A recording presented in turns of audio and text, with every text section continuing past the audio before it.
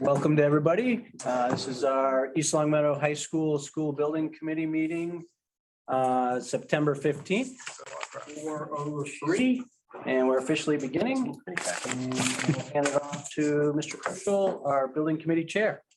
Seconding the welcome, everyone, on this beautiful late summer afternoon.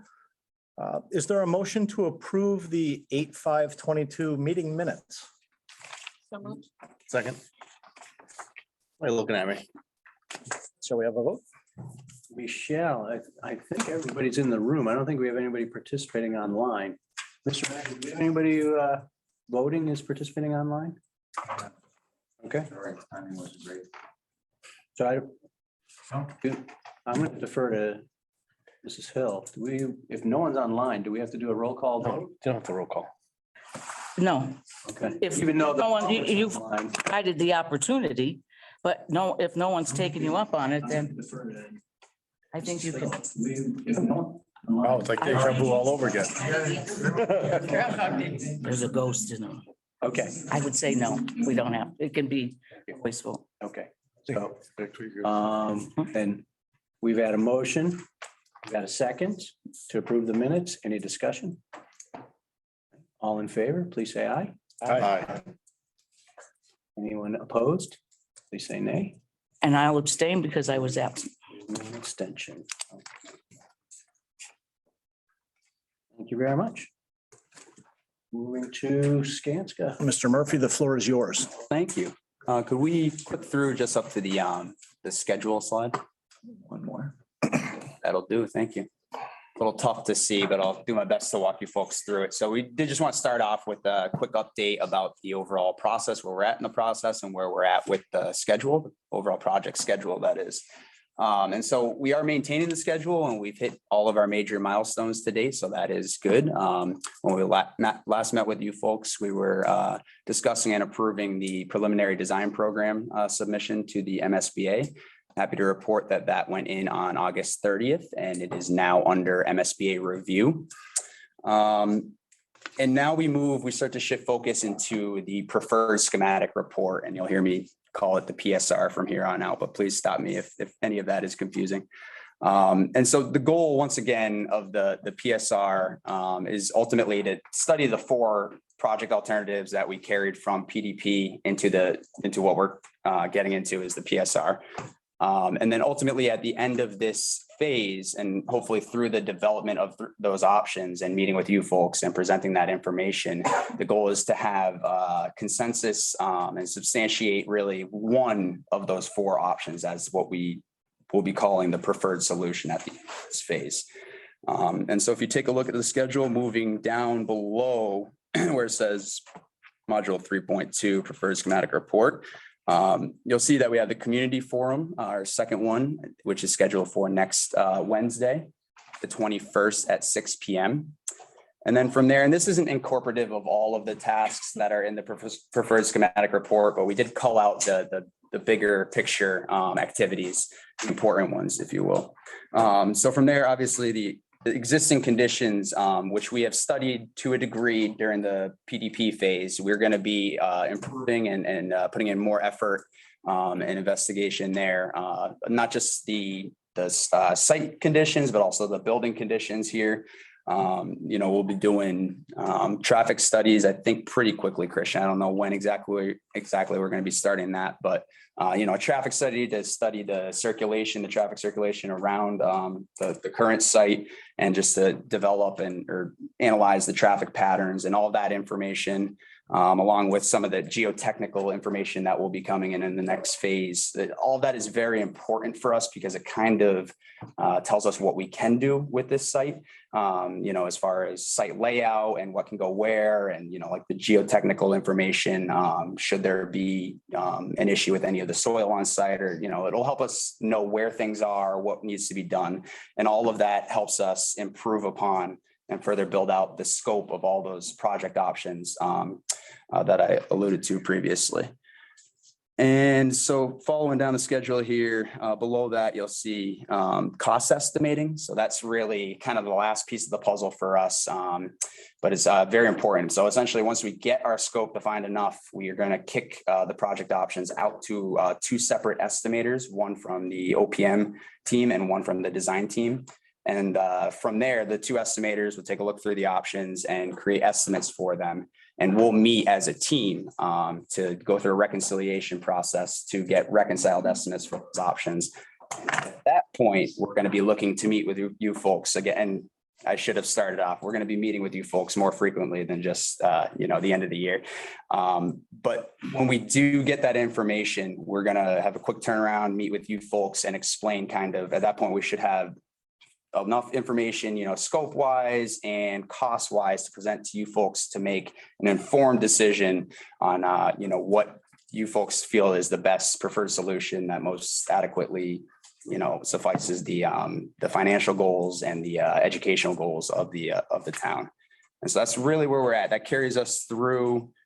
We do have, you'll see this FAS presentation at the bottom. I put that in there. It's not particularly of concern to you folks, but it is a requirement for MSBA for us to meet with them previous to the board meeting in order to go through our PSR submission, give them the opportunity to vet out any, ask any questions that they have. And really it's aimed at helping us complete the PSR so that once it does get to the MSBA board of directors level, we shouldn't have any issues, or we should have already have heard their concerns by then. An FAS meaning?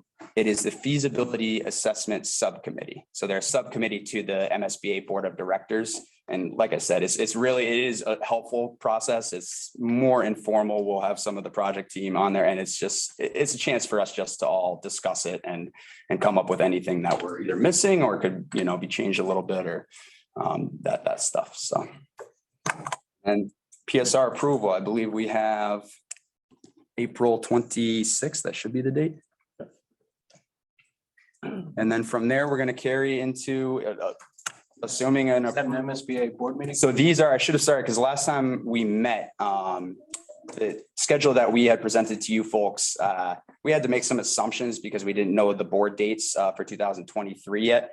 They have since published those. And so we took a look at with our schedule, and ultimately we weren't far off from where we were, but we had to readjust some of those dates, and those board dates that you're seeing up there are firm dates for MSBA. So that's what we're gunning for. Then we'll carry into schematic design, assuming we get approval on the PSR. And then we are looking at an October board date for approval of the schematic design submission, October 25th. So the schematic design, I just kind of breezed through it, and this is kind of a rolled up task here. There are a lot of activities below, but essentially we're building out and further defining everything involved with whatever the preferred solution may be. And so once we get through schematic design, we're at the portion of the project where we're going to be going out for the vote, the authorization financially for this project to take place. So we're targeting right now that to take place in November. That might shake up or might change a little bit depending on November of 2020. of 2023. Correct. Yes. Wait, why would it change?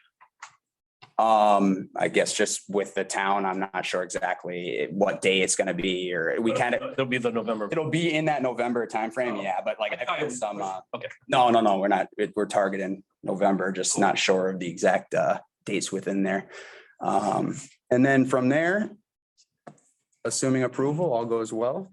We're going to continue what we call detailed design, just further building out the documents. We've got to check in at 60% document completion, 90% document completion. And then eventually we roll out the 100%, what we call the bid set construction documents. So that's that whole process there, which brings you into construction, which we have slotted on this schedule. Once again, this schedule may change. As of right now, it's built off of the presumption that we are going to go forward with a new project, new building, and that we are going to elect, the district is going to elect to bring on the help of a construction manager early enough in the process where we're able to break out some of the packages and begin construction in July, as opposed to late November, which is when we have the 100% construction construction documents actually being finalized. And so for construction, we have beginning in July of 2024, I've added another milestone just below construction where you see occupancy / move-in. Steve thought it was important to break that out because ultimately we do show a 3-year construction period with, this presumed option. But ultimately that is assuming a year for demolition. So, the move-in staff and students would be coming in the summer of 2026. That is the hope with this. Gotta get next. So any questions as far as what we've displayed here on the schedule or anything other than that in general with the process? Just want to go to MSBA on that final date. It's only 1 month prior to the vote. We'll know pretty much that it's a go by then. I mean, will there be a chance that they would not approve our schematic? No, you have to get approved before you go out to vote. Right, so we're only going in October, which is a month before the November deadline. If MSBA says no to our schematic design for whatever reason, are we shooting ourselves in the foot by only having that? That's the last MSBA meeting before November. Because all the vote paperwork will have to be done before that meeting. Right, so we're gonna have to have it on I'm sorry. for the ballot. The organization for the ballot and everything would have to be done before the October It's gonna meeting. need to be. Can we pull that back? Or is that, it's a tight? We could push that back. I think ultimately we were just taking a look at how to fit that in the schedule and keep our construction start date. I mean, that was. I want to pull the October. He wants to put it in September. Oh, he wants to squeeze the design, Schematic. Yeah. which I like. Christian, you wanna? Unfortunately, the board meetings are not very often, and then the amount of time that they need the material before that board meeting is considerable. So we'll actually be done with schematic design and discussing feasibility or the exact finances with the MSBA before that board meeting date. In our experience, I'm not too worried about that difference between October and then the vote in November. I think we'll have to get word out to the public. Right, we'll have to be finishing schematic design and being sure that we're getting out to the public for public participation at the same time.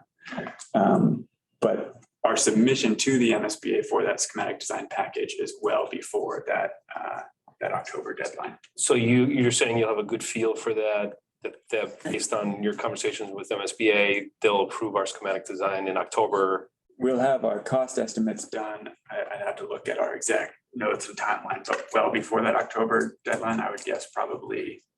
You're gonna have to have the ballot. I need to look. And then you'll have when conversations with submitting. MSBA and they can go back. I think overall, so it's usually June is like the one right before that is their board meeting.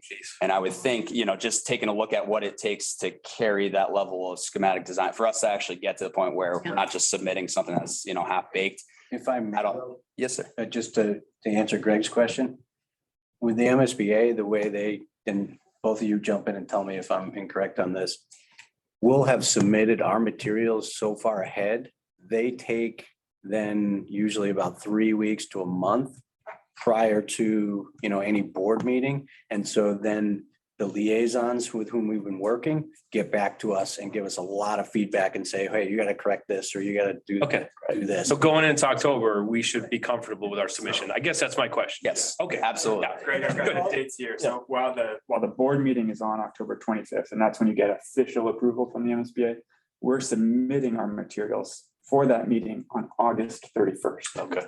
So all of our cost estimates, our big package of drawings, our outline specs are all done by late August. Then we're refining the numbers, that 3011 document, how much exact reimbursement, what square footage they'll accept and not during the month of September, right? And before that October board meeting, we'll have all of that Okay. figured out. We'll have the dollar amount for the warrant article before September. Yes.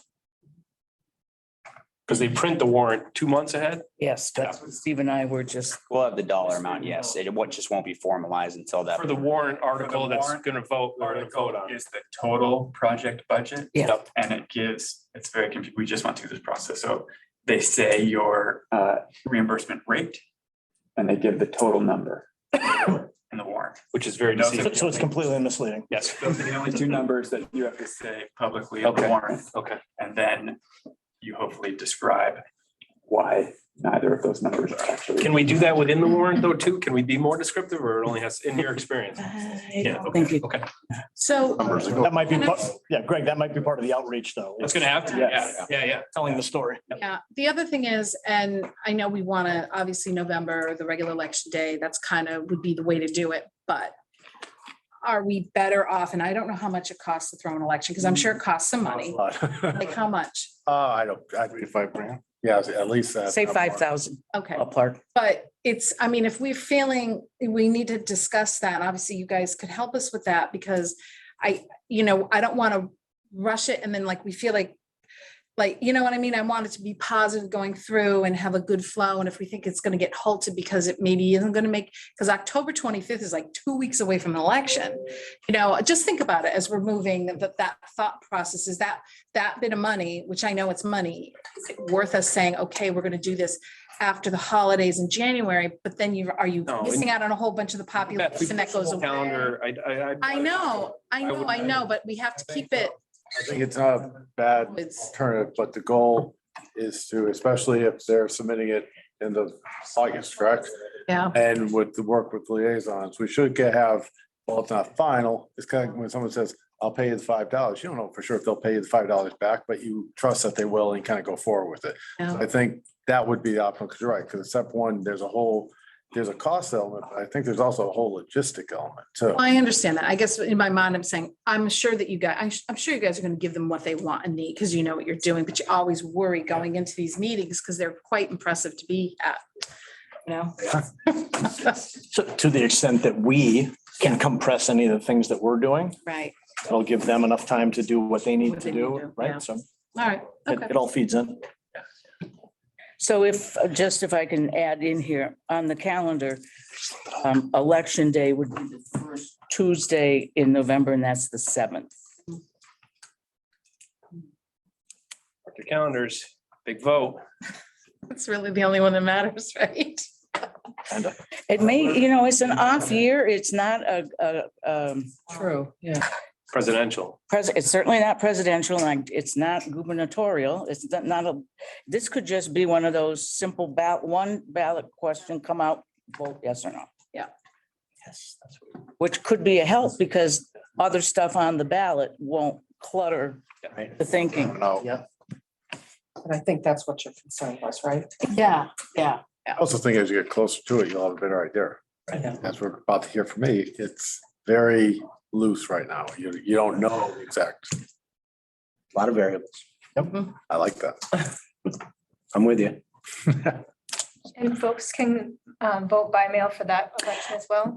That I don't know officially. I'd sooner say no. I think the executive order around allowing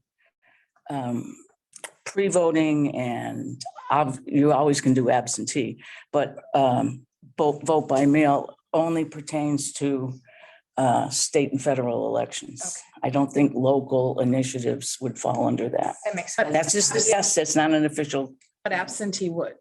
I think absentee has always been Absentee has on to the be able to. books. Okay. That's a way to do it. Same thing. Anything else, Ben? No, that is it. As long as questions are all set. All right, Christian? Great. So last time we met, we voted on which options to take from the PDP into the PSR. So today we don't have to vote on anything.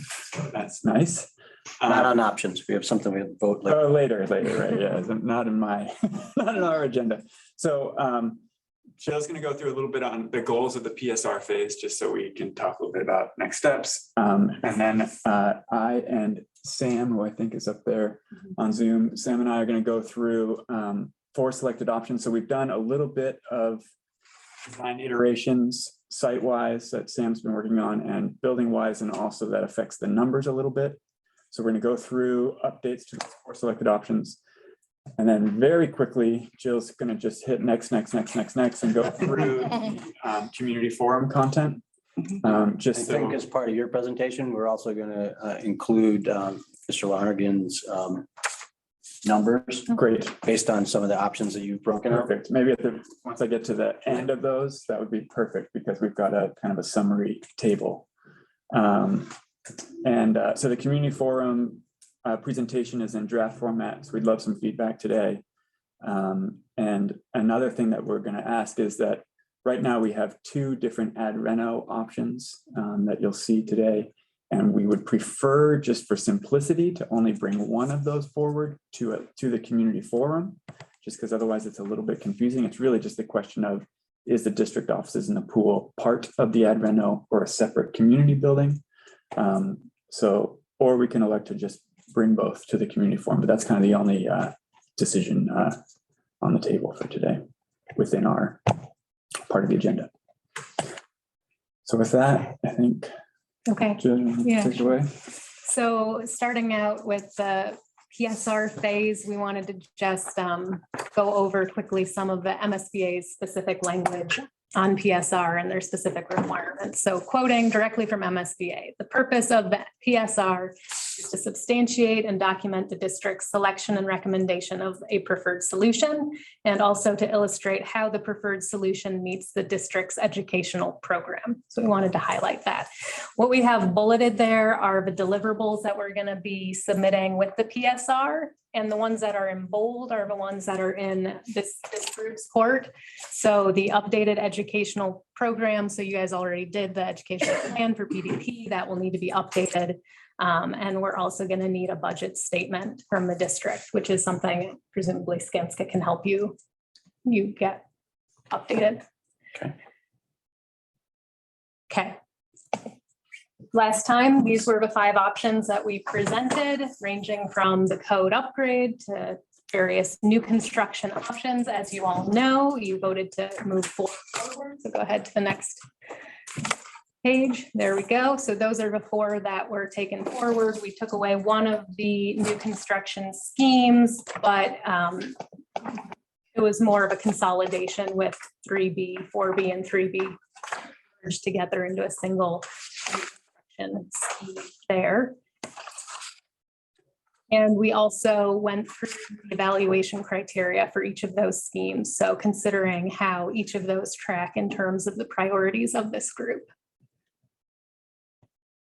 Okay, and because we're bringing all 4 of those options forward, we wanted to then just take a slide here to do a quick review of what those 3 approaches mean, like how they're different from each other. I think in particular, the code upgrade and ad reno can be a little bit confusing to distinguish. So we wanted to just lay it all out here. So code upgrade, this is the least intervention. You're not changing any interior walls, interior finishes. You're not changing the plan.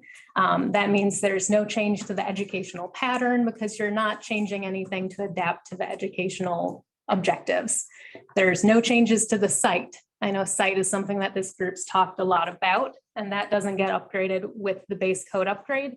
What you do get are upgrades to accessibility, fire protection, energy code, hazmat, and building systems. So those basic systems do get upgraded. There's some consequences from that, and we have some diagrams to go through what putting a new mechanical system in an existing building actually means. So we're going to be able to illustrate that a little bit more. But that is the code upgrade. Ad reno, you get a bit more. You are able to move interior walls and new interior finishes. Larger classrooms, so you can move those walls so you can have the larger classrooms in the classroom wing. So you have a little bit more flexibility in your program. You are still limited, however, because there's the existing building. And so what that 3rd bullet point, you're not changing the floor diaphragm. You're stuck with the floor to floor heights that you have currently, and that is constricting. You do have the larger auditorium. So in this scheme, you keep the existing auditorium, which is bigger than what you'd have in new construction. And you get the new gym, cafeteria, entry, and you get the upgraded site. New construction is, of course, the most flexibility. You're designing the building specifically to your programmatic needs. You have as tall of ceilings as you want, which means you can integrate the building systems a bit better into that. You do end up with a smaller auditorium. And then just to kind of go over some of the changes since the last meeting, as Christian mentioned, we've been refining these different options. We've been trying to trim them down where possible. So we have cut some square footage, not much, from the new construction option. So just trimming down the program, and these are kind of, we consider a low-hanging fruit are listed out here so you can get a sense for it. So things like taking that life skills classroom for 18 to 22-year-olds and going from this very large sped size and taking it to a standard classroom size, just given the size of that program, or cutting off 100 square feet from a few offices and eliminating an extra toilet in the medical suite. So we hopefully uncontroversial things, and it saves about 3,000 square feet. For the ad reno, we have a bigger reduction in the square footage, and that's because in the last round, we had a pretty conservative grossing factor. Renovations tend to be less efficient than new construction, and so we had this extra grossing factor in there to make sure we were accounting for enough space. We've spent more time with the plan, so we feel a little more confident in what we're showing, and so we were able to tighten that up some. So the ad reno has gone down by 16,000 square feet. We had some larger removals from the site. So the largest one being taking out that artificial turf field as part of this base scope. It's a pretty big savings. And then some. That's a practice field, right? Second field. Yeah, second. No. So everybody's aware. Save money by demolishing existing buildings. No. The original was what would be the ideal Right. world. Exactly. Right, It's a exactly. practice field. So we This- had This still does include new new seating and new irrigation. for that. irrigation and Yeah. treatment. Exactly. So yeah, just listing that out. And of course, then we have updated floor plans, site plans, and we've spent some time with the engineers working through what the implications of retrofitting the existing building would be. Great. So we're going to go through the different options here and try and illustrate. So on the left here is the exact spreadsheet that we saw last time we met when we first started looking at project costs and construction costs and footage. On the right is the updated version, and it's a little bit more complicated, and it's also a little bit difficult to compare apples to apples. But on the right, I think we've done a better job of really trying to figure out. Okay. And that seems like the critical number. So you can see our square footage has gone down slightly for the new high school. And then our total construction cost, again, with that slightly smaller square footage and with those reductions in site costs, has gone down there to 127 million, we'll round up-ish. Again, multiplying that by 1.2 to get an approximate project cost of 153 million for project cost. Then we applied the reimbursement rate to just that project cost. And then at the very end, we added on to that number. So our estimated local share now is at about 106 million. And then we add on the full share of the community building. So the community building with district offices, pool, concessions, et cetera, comes in at about 23 million. So our estimated local share is at about 130 million for this option.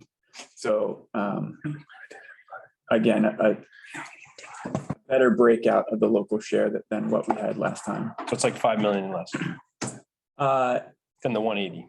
Yeah, right. So before we were taking the 180 and multiplying that times 30%, what that wasn't doing was really taking into account that, again, on that table on the left, we had the non-high school square footage at 34,000, right? None of that's going to be reimbursed by the MSBA. That's a separate independent project. So by pulling that below the line, we have a much better idea of how it's really. But it doesn't really change the top line number. It's 5 million less than the 180, correct?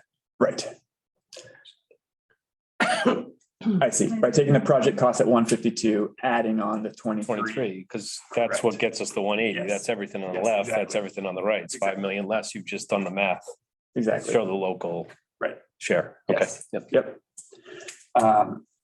And so then let's just go into the updated plans here for a little bit. So on the plan side of things, This is a slightly more efficient building envelope. What we've tried to do is keep the community spaces to the north. So we have the gym and the auditorium, 2 different academic wings, very efficiently laid out with large group instruction and spaces like that in the middle, a secure entry with admin right in front. And then we've roughed out a separate independent building for the district offices, the pool, concessions, et cetera. And I'm going to turn it over to Sam because really it's the site that has probably changed the most. Yeah. So there's the main building in the center, which is what we had moved forward with the community building as the split. Any of these buildings were kind of just pivoting around the existing building, which is lightly shown beneath that large oval in the center, and then the track to the east. So kind of where that red asterisk is, where our entry point to the school is, that's more or less our pivot point and how we're starting to place the building. Within this seam, we're looking at 2 separated parking and drop-off loops.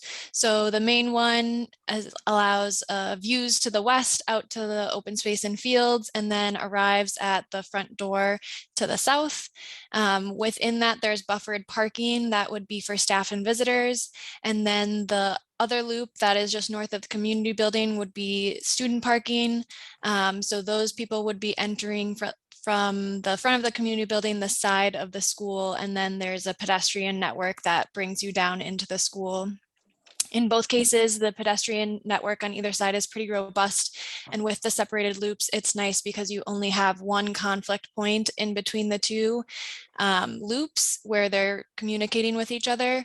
And then other than that, you're able to get from Maple Street on the west side or the east entrance all the way to the school with crossing only service drives or emergency access. If we could flip to the next slide. This starts to show some idea of circulation. So it's very early days in terms of where we're asking vehicles to go, whether they're buses or parents, but we just wanted to start to show how the different systems in colors are going to work. So blue would be one constituency. They would arrive at the front door. Yellow would be another. Again, the separate loops helps for safety because I know that's been a big issue in terms of the overall enforcement on site, and then students would be entering and exiting from the northeast entrance. One of the big things that you'll notice on this is that we're able to, we're studying taking Norden Street offline. And one thing that really starts to do is it affords us more green space. So instead of having an access drive to part of the school, we're able to reorient our field so they're more efficient, and we actually gain a softball field, which is shown in that kind of chartreuse green facing south. I know it's not ideally oriented, but we're still working through the field layout. So that's one thing that starting to remove Norden from the study does for us. We still have the emergency access around back, which in my mind we would have as some type of a pathway system that has 12 to 20 foot ratio depending on where we would need that access, but really we're trying to disguise it as a walkway or a bike path so it doesn't feel like it's full 360, but we're giving those emergency vehicles the spaces that they need. Opening up to that south outdoor dining common, which is a really nice space, and then service to the east entry, which flanks both the community building and the high school itself.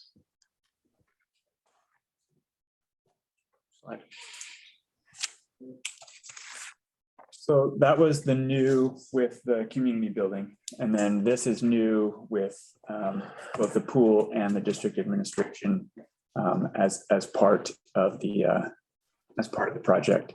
And so again, just slight reductions in the construction cost by looking at square footage and the reductions in site.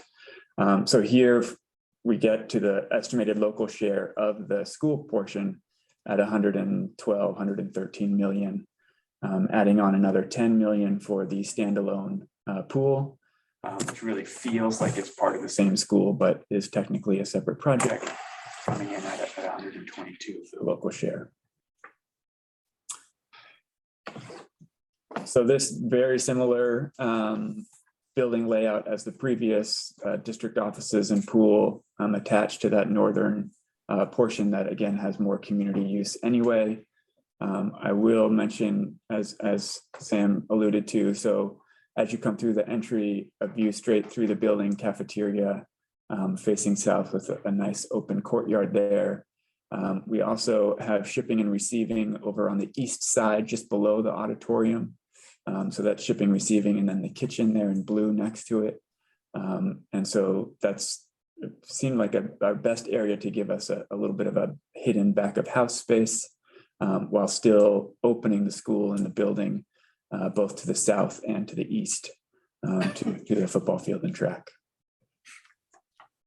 Sam, you want to talk a little bit about the site on this one? Yep. So I will say, because we were discussing as a team, that the site from the previous option would work for this consolidated concept as well. We're just trying to study a couple different options in terms of the Norton Street connections and the connections from Maple, to get reactions from the SBC and or community. This one in particular is a little bit more consolidated in how it approaches the circulation system. So the previous with the elongated loops had a lot of queuing space. Pros and cons, it's a little bit more asphalt or hardscape, but then you're able to do a little bit more with how many parents or buses are fitting into that loop. This has, sorry, I lost my screen. Okay. Okay. This has 2 drop-off loops at the front door, which allows the programs to, whether it's parents or buses, to both be dropping off very close to the front door, which is that red asterisk in the center of the site. And then again, has a couple different pedestrian spines that are minimally crossing vehicular circulation. We were leaving the Norton Street emergency access on in this one, just to see how it creates a different setup for the fields and the access space. You can think about, you know, an ambulance driving through there to get to a field, or a fire truck, whatever it is in those emergency situations, and it gives full access for a vehicular drive to the western side of the site. But then we don't have quite as much green space to work with in terms of the flexibility of how you lay out those fields. I'm trying to think if there's anything else unique to this concept. The parking is a little bit closer for staff and students on the eastern side of the building. And in both of these concepts, services to the east, with the tennis courts relocated to the northeast corner.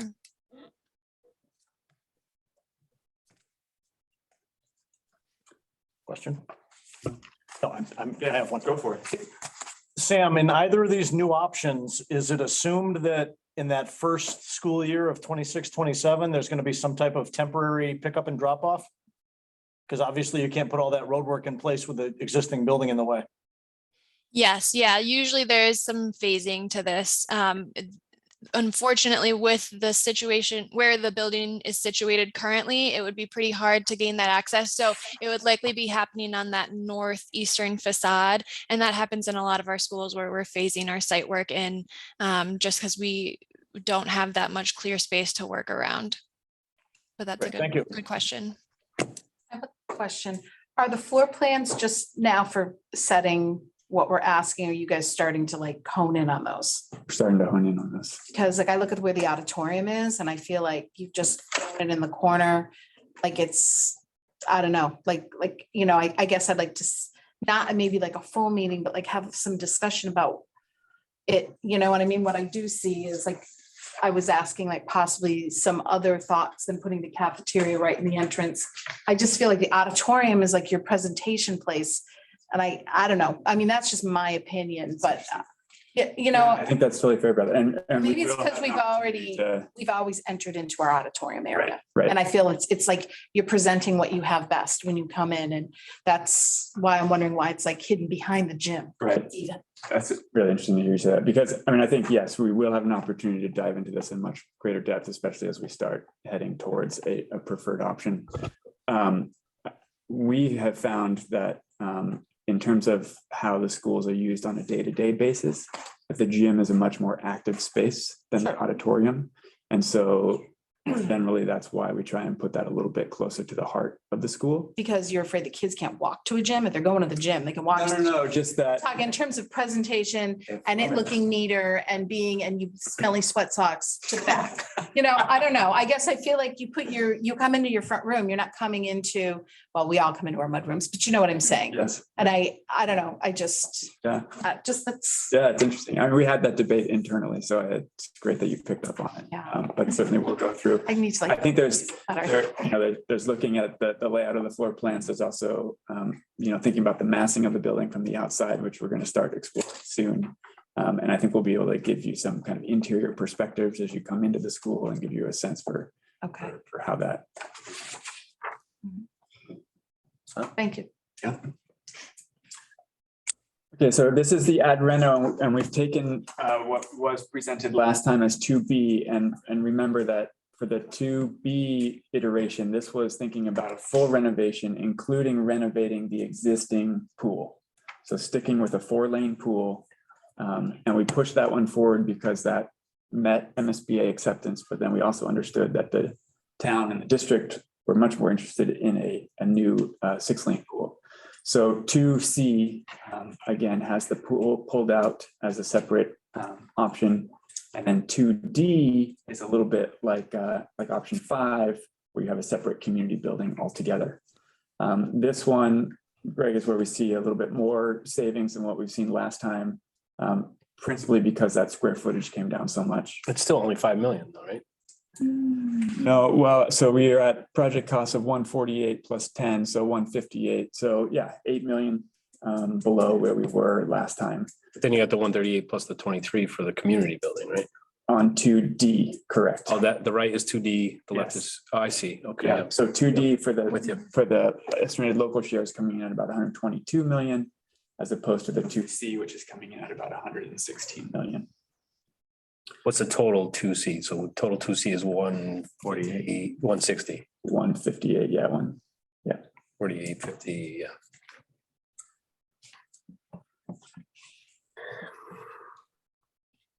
great. So on this, and Joe was describing this a little bit earlier, but so yes, the auditorium is saved here, the classroom wings are saved. For this iteration on 2C, we've maintained the district offices and LCAT, things of that nature down in this kind of separated building. New gym, new pool, new cafeteria, new shipping, receiving. And when we were really talking about, how to do this ad reno, shipping, receiving was an interesting one, especially in conversations and thinking about the Norden access. Because there is no, if we kept the Norden access, there's no real great way to get a large tractor trailer delivery back to the existing shipping receiving area. And so this one lent itself towards rethinking that entirely and moving that to the new portion of the building. There are some significant limitations on this academic wing. And we tried to push our mechanical and electrical and plumbing engineers as far as they would go, but we had a loud discussion with them earlier this week about how on earth we could do this. And so we have some slides a little bit later on illustrating that. But I'll turn it over to Sam again to talk a little bit about site. So in this concept, we started to hear a little bit more about the Norden concerns, which Christian just mentioned, and also the fact that the current site program wasn't working well in terms of the drop-off sequence. So in response to that, we were looking at 2 drop-off loops, recognizing that there's not enough space at the front door to get 2 groups in there efficiently and easily. We have 1 larger loop on the eastern side of the school, which is the easiest available space from Maple Street, and then the main drop-off loop on the north side of the site at the front of the school. So if we can, and then there's also, as Christian mentioned, the service coming off of the larger loop to the east, and there's a very small loop that we're leaving in the back for emergency access, as well as access to that admin district office space. If we can flip to the next slide. So looking at some of those circulation, again, we haven't decided who's going where, but showing that there's separated loops.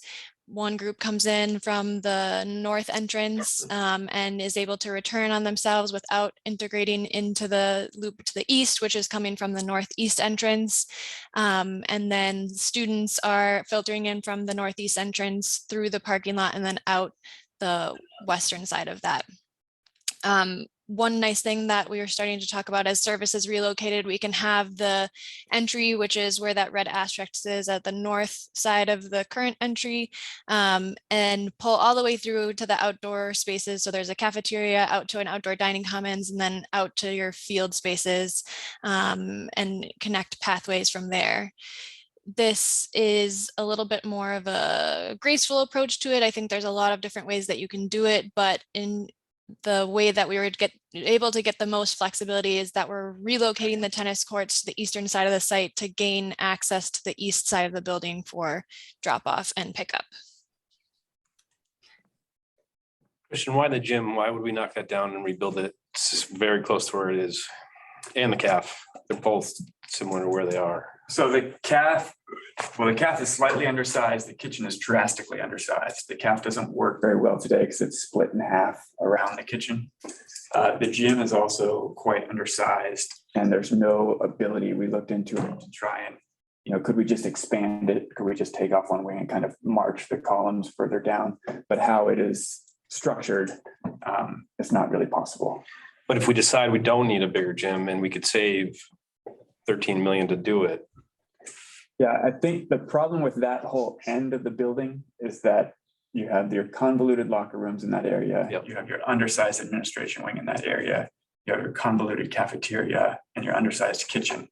And so to save just kind of one tiny portion of it and build new all around it, I think your costs are going to be. Think so? I mean, it's the not a tiny portion though. I got to imagine that gym is $10 million, right? If the pool is If 10. we don't meet their size requirements, we don't get reimbursed at the same rate though, right? That's interesting. I wish I could answer that. Okay, I'm just, that's what I was thinking as well. Right. They have, you know, it's undersized according to them. Exactly. And so sometimes they're willing to work with the district if it for some reason feels like it fits with that district. And then sometimes they say, no, that's not providing enough flexibility for 50 years down the road. And you can revisit that. And I have a hard time knowing which one we're Yes. gonna get. That's up with the coin. Excuse me, I would argue it's less than a flip of a coin. Because in my experience, the perception of East Long Meadow from the state, you guys are a wealthy community. I don't believe that, Steve. I think they're going to reimburse us. If we renovated the gym, we're not going to get zero. I'm not saying it's Reimbursement. reimbursement, but it might be less than. 2%, 3% though. I mean, if we can save 13 million, because we're still at 160 million, we're not there yet. That's why I'm looking for other options. That's why I ask. That's fair. If we can get 13, 15 million somewhere else by saving something else, Right. then I think we're getting close. That's all. That's why I ask. Bruce, did you have some? Sorry. Yeah, just keep in mind on that end of the building, I know Gordon has seen it as well, the girls swim locker room area. That slab and everything else is all cracking and the whole slab on grade is falling apart. So that end of the building obviously was an addition later on. It's settling and there's all kinds of issues. But we're talking about cutting it. The gray part, we're gonna cut because we're gonna add the extra building, right? That was in the the 2C and 2B were both extra pool buildings, correct? Correct. So this pool here doesn't really exist anymore. We cut it off, right? No, It shouldn't be on there. No, it's. No, this is the new pool. That's the new pool. Correct. Okay. New 6-lane. It is attached. Right, yes. I mean, it's a separate building. Very but close. We're gonna. Flange. Real close. Very, very. Okay, how you call it? Between the walls, right? All right, that's not- How would you do that? Would you like you were saying, put a flange between like a door and then at some point it just, This is all gonna have to get figured out with Skanska and the state in terms of What we can. how we're gonna procure these two different projects. Make it happen. Gonna call the AG next week. Christian, based on the call that we had and the general attitude of leadership at MSBA, Yeah, we really think this is practical. Because if I was them, I could tear it apart, yeah. right? I told you point blank, this is what you have to do, and you didn't do it. I think as long as we've got a dashed line going through there and it's not showing up anywhere on our finances, then, you know, Is it a separate build, Christian, separate builder? It's gotta be a We just multi- have to be- Separate procurement. I know it's a different, I know it's a different warrant article. A whole separate RFP process. I know that, I get that, but I'm just saying. But what you're trying to do is do it with the same materials and. Right, yeah. I think It's great. I mean, there'd be an expansion joint through it and they would be two different projects, but Different colors. Did you guys ever talk to OAG on that? So John and I are setting up a call with her, Deb Anderson for next week, just to hopefully sift through some of this. But I get your point about MSBA and how far we push that. But I think our conversation with Deb should, about going to the OAG, has that? I don't think they know, but No, I know they don't know that. I don't think that would be an issue. Yeah, they would. We call Deb for procurement issues all the time. So honestly, Gotcha. A lot too. Not an issue. I was just thinking, okay. I'm not gonna interject. So 2D on our next one. So this one was where we do pull it apart as a separate community building. And so the scope of the ad reno is a bit smaller.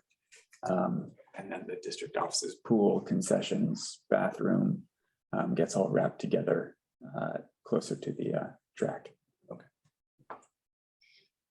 Well, to this one as well, why not keep this annex? And then not need as big of a community building, or use the community building for the community space instead? Why not keep this annex? Like the last one, Right. Then I think you basically have the last one. except the pool is separate. That's all. That's the only difference, I guess. Yeah, so I mean, I guess in 2C, we can pull that pool further or bring it closer to the building, but that's basically, Right. Again, I'm just looking to save. If it's good enough to save in this one, why is it not good enough to save in this annex? Tennis courts. this was just an exploration to, if we demolish the annex, what does that do to the site? And is there a desire from the building committee, we don't know, to have all of that as a separate community building? That's all that we're trying to explore here. Yeah, I mean, for me, no, it's not. It doesn't need to be part of the community, but the district office and the pool don't have to be in the same building. Right. I'd rather see that as a true community building where the community can use it for meeting spaces, the pool. Right, can't The- we just use, I guess I'm a the little bit, bathrooms. I'm sorry, I'm interrupting. The whole, I get it, this is a community, the whole school is a community building. Every part of this school should be usable by whomever needs to use it based on their needs.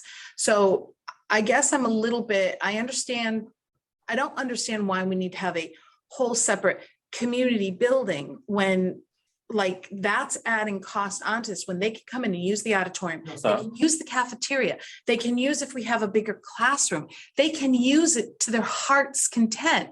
But if we make it separate, we're at risk of losing the pool. We're at risk of spending more money to make more square footage that we can use.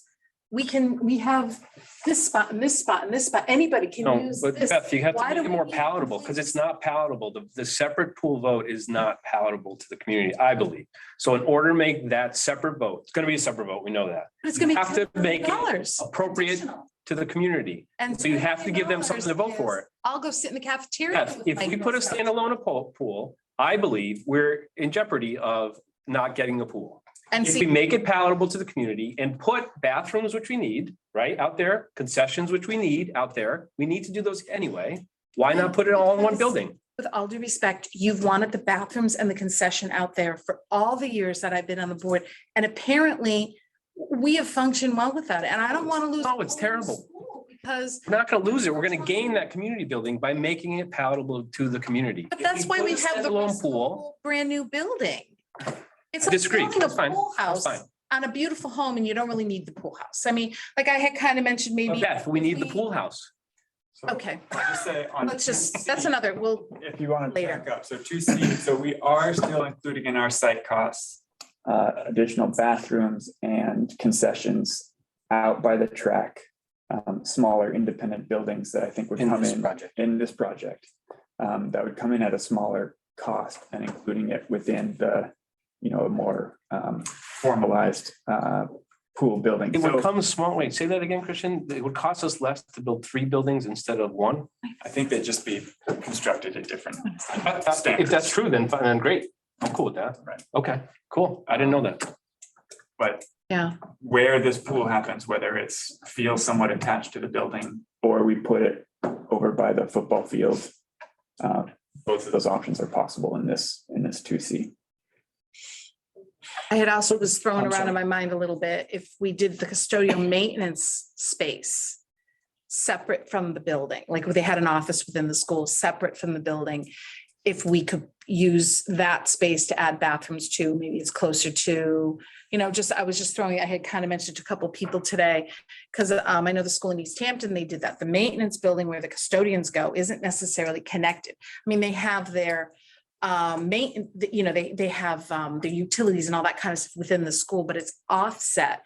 And they have bathrooms that are attached to it that they're using also. And I didn't know if that was a way of getting bathrooms out there and having it be considered part of the cost.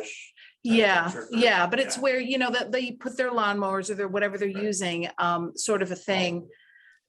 Yeah, but it's not, because I know we don't have a lot of our maintenance done by our custodians, but some of it is. And I didn't know if that was just a thought throwing out there in terms of trying to get bathrooms out in that area that might be better reimbursed. It's just a thought. It's possible if there's any type of garage type structure, then MSB is not going to participate. Or even like custodian space. Christian, in this concept, I'm sorry. No, can't you have doors instead of? Barn doors instead of a garage door. Christian, in this concept, the pool is in that separate building. Correct. And presumably there's locker rooms to support the pool, Yes, but those locker rooms are not the same locker rooms that would support the football field adjacent. correct. Well, I guess that would be up to the town and district to figure out how they want to Could you set it up that way? program it. You could, but now you're paying for all of it, right? Because that whole building is. Paying for all of it anyway, though, aren't we? Right. I mean, we have lockers within the school at Reno portion on this one, and we also have lockers out by that pool. So there are. Yeah, and I would say, Steve, that the bathrooms we're looking for are more for spectators to the. Agreed. Yeah, then I don't know that we need additional locker rooms for the players of soccer players, on that field. You know what I'm saying? No, you probably don't. I'm just asking. I just wanted to ask. Yeah. Okay, cool. Anything else on this one? Sam, you want to talk about circulation a little bit on this one? Yep. So in this one, we had taken the district offices off and moved the tennis courts again to create a circulation space east of the building for bifurcated circulation systems. Instead of locating the tennis courts all the way far east, we're able to locate them south of the school, which creates more of an athletic campus south of the existing program. We're still able to extend our front door all the way through to the outdoor dining commons to the south as well. With that, we're able to take, with the removal of the district office, we're able to take that admin loop offline from Norden and just have it be that 12-foot emergency access / bike path or walking path that connects all the way through to the track. And then the eastern facade of the high school and the western facade of the community building both front that staff visitor parking with the student parking more or less in its existing space to avoid displacing other field programs, and just because most of the circulation is happening to the north side of the site. Again, with the separate loop systems, the pedestrians have only a single point of crossing, a circulation system from a couple different spaces, which is nice to prioritize the pedestrian, and the students filtering from east to west in the parking lot. So I'm actually going to ask that we come back to this slide, Gordon, if you can go one more, because I just want to talk about the ad reno before we get too excited about it, I hate to say. So right now we have a floor to floor in that classroom wing of 11 foot 1 1/4. And we would typically in a new structure that's usually 14 feet floor to floor. And when we try and do 13 feet, it gets difficult. So our current ceilings are at 9'4" and 9'5". So right off the bat, the ceiling is basically adhered to your structure right now. which was a great construction method in the 60s, but is no longer really viable. So we would at least have to drop it 4 inches just for new ceiling systems. Our light fixtures would be recessed, hopefully not quite like this, but of a similar, as opposed to a pendant, which is what we would strongly prefer in a classroom environment. And then the HVAC is really where it gets tricky. So in the old building, right, you have these unit ventilators that punch holes through the exterior wall. And that was fine because that was the technology of the day. Your wall wasn't really providing that much insulation anyway. So if you have a bunch of holes in it, it's not a problem. But unfortunately, the acoustics, that your fan is in there, your coils are in there. The acoustics in the classroom are horrendous. So when I first started 12 years ago with Margot, we did one ad reno where we did a unit ventilator replacement. And I haven't seen it on a project since. They just really don't make that technology anymore. Already with that project, the size of them quadrupled because of the amount of ventilation you need these days versus in the 60s. So if you go to the next slide, we had a lot of discussion with our mechanical engineers, and apart from them first saying, no, we simply cannot do it, we got to this solution. So we're basically separating our ventilation and our heating and cooling system.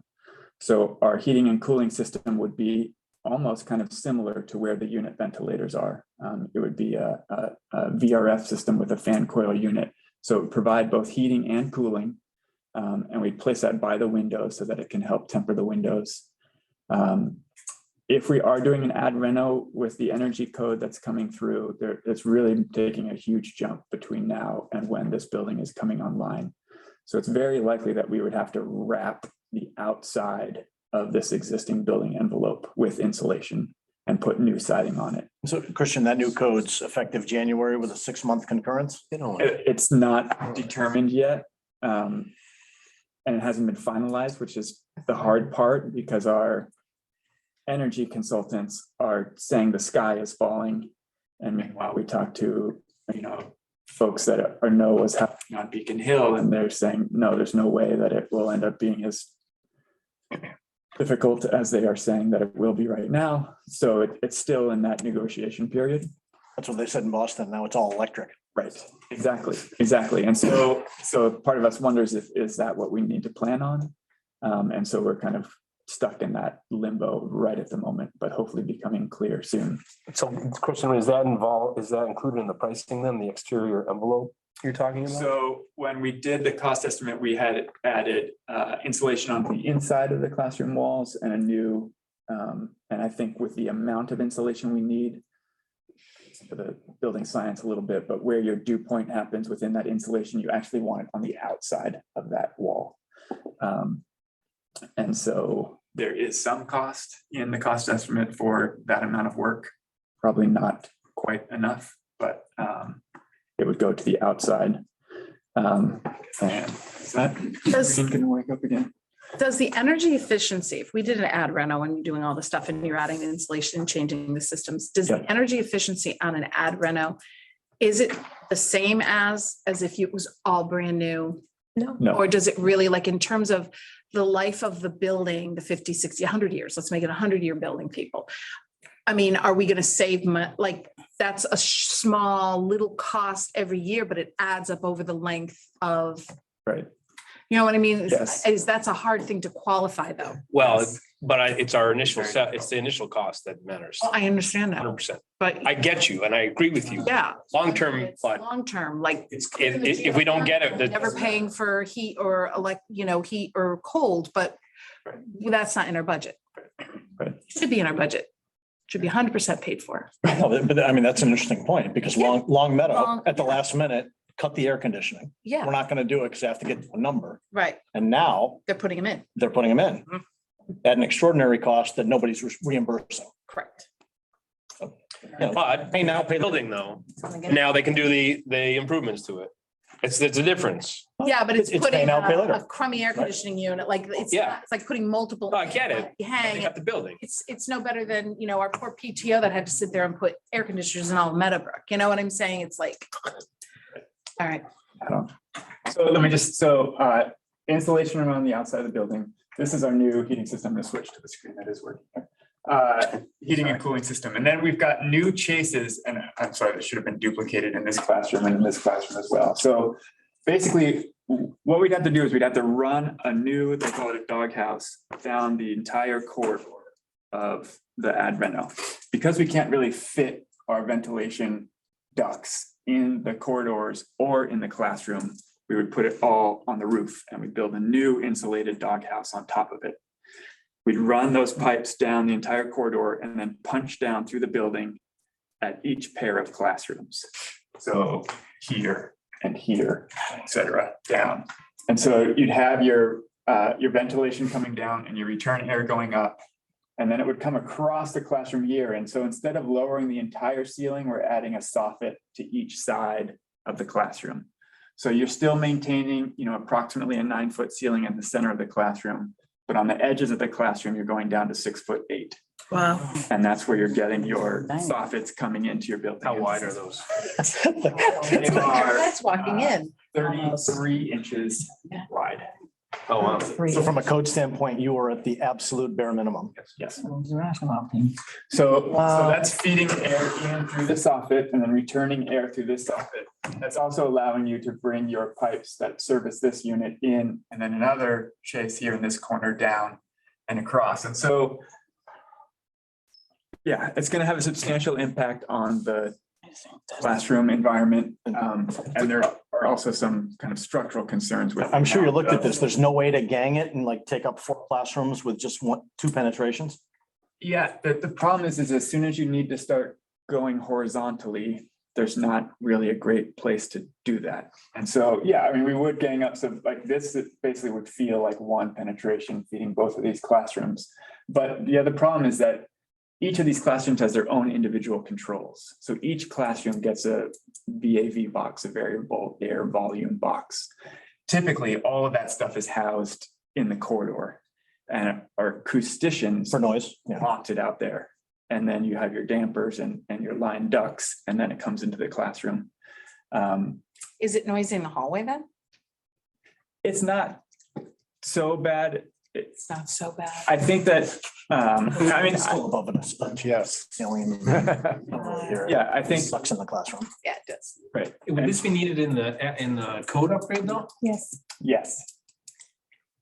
Oh, really? To meet ventilation standards of today, this is both. So that's including the cost estimate on the code upgrade as well. And Advento. That's probably the major cost here.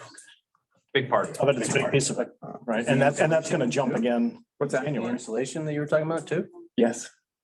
So that isn't a So- code upgrade because that would have to be added in, right? So again, when we costed out the code upgrade, we had the installation on the inside of the wall. Now you We're have to not take it on the going outside. That's. So you My would friend have- sitting, I'm sorry, Chris, go. So you would have 1 unit controlling 2 spaces. Proportional dampers and things like that for each classroom? No, One per class. a 1 per class. You have a VAV in each classroom. Okay, gotcha, all right. Yes. Yep. Yep. One of my friends at the table asked, what if we go away from MSBA? Do we have to meet all these requirements if we do it alone? It's a building code. I mean, I think that's a good, well, yeah, it's a tricky question. I mean,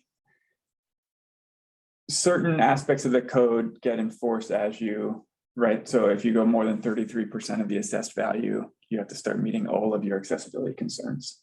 If you go more than 33% of the assessed value, you have to install a fire sprinkler system for the whole building. Do we know the assessed value I don't offhand. roughly? It's gotta be. 50 million? No way. The assessed value of this building? That's what works for Steve. Okay, I don't know. I'm just saying, what's our budget if it's a third? I just want to know what the budget is, 15 million. But you're saying it's not even worth, Well, I mean, typically for buildings like this, it's shockingly low. okay. Maybe this is not 20? I remember it being a low number. Do you remember that, Gordon? I don't remember. So we'd have $7 million to work with, basically. 21 million. It was very low next to. That's the assessed value. That's the assessed As I value. understand it, the new energy code, some of the revisions pertaining to pandemic, the ventilation is really jumping there. So like, we got to move air through all these rooms. Right. I think it had even before the pandemic really into focus. Right, yeah, the stretch code did something and now we're going to do more. Right. Was it? So we're close. I just want to remind people of time, because I know we're losing Yeah. people around 5:30 and we may be losing Mr. Lonergan around 5:30. So these are things to keep in mind, and now we're gonna go back to the comparison spreadsheet and one. Is the cost per square foot different for each? As I saw, the numbers were moved around a little bit. Does it change based on? And back. We'll talk about Well, they that also later. mess with the square footage too, right? So Well, it's a yeah, little and I guess it kind of, yeah. Yes, so what really impacts this cost per square foot honestly is the site. Yeah, okay. And the building cost per square footage will of course vary between options, but at this stage of the game, it's kind of how large your site package is playing the biggest role. Okay. So the estimated local share, again, there's about a 16.5 million spread in local share between the option 1 all the way to option 5. And maybe now I'll turn it over to talk a little bit about the tax. Thanks. Heading out the door, I'll call it in. How's that? I'm gonna hand some stuff out. These all work. One pass around. We did, I'm gonna caveat this first thing. I told Gordon, this is so drafty, you can't sail a boat. Could be Swiss cheese. Just so we're clear, it's a very much of a draft, but what we have right now, based on the information we have right now. A lot of variables. A lot of variables. For the purposes of the analysis, we took the FY 22 tax rate. 23 hasn't been set yet. Was that, and we used the FY 22 average residential value. And we also used the average assessed value for 22. I talked to our financial advisors, Hilltop, and they sent out some schedules and things. So the assumptions we'll go through real quick. The average, well, the tax rate was 2029 for FY 22. The average residential value was 308,200. The annual debt service, and I used 1 year, the first year, was $8,780,000. The assessed valuation, 236,600 billion, and divide that by 1,000, so it comes to 2,236,607. So based on those are kind of, the interest rate is at 5%, which is what we're estimating right now. It is, but by the When they vote, that's why I say it's real drafty. It's based on a 30-year note. I did it based off the 9/6 schedule, the green, which is net of the MSBA effective 30% reimbursement. If that changed, that obviously would change these things too. The other options we did is, what I also did is we did it in blocks of 5 million. So we started at 115 million, went up to 140 million and calculated accordingly.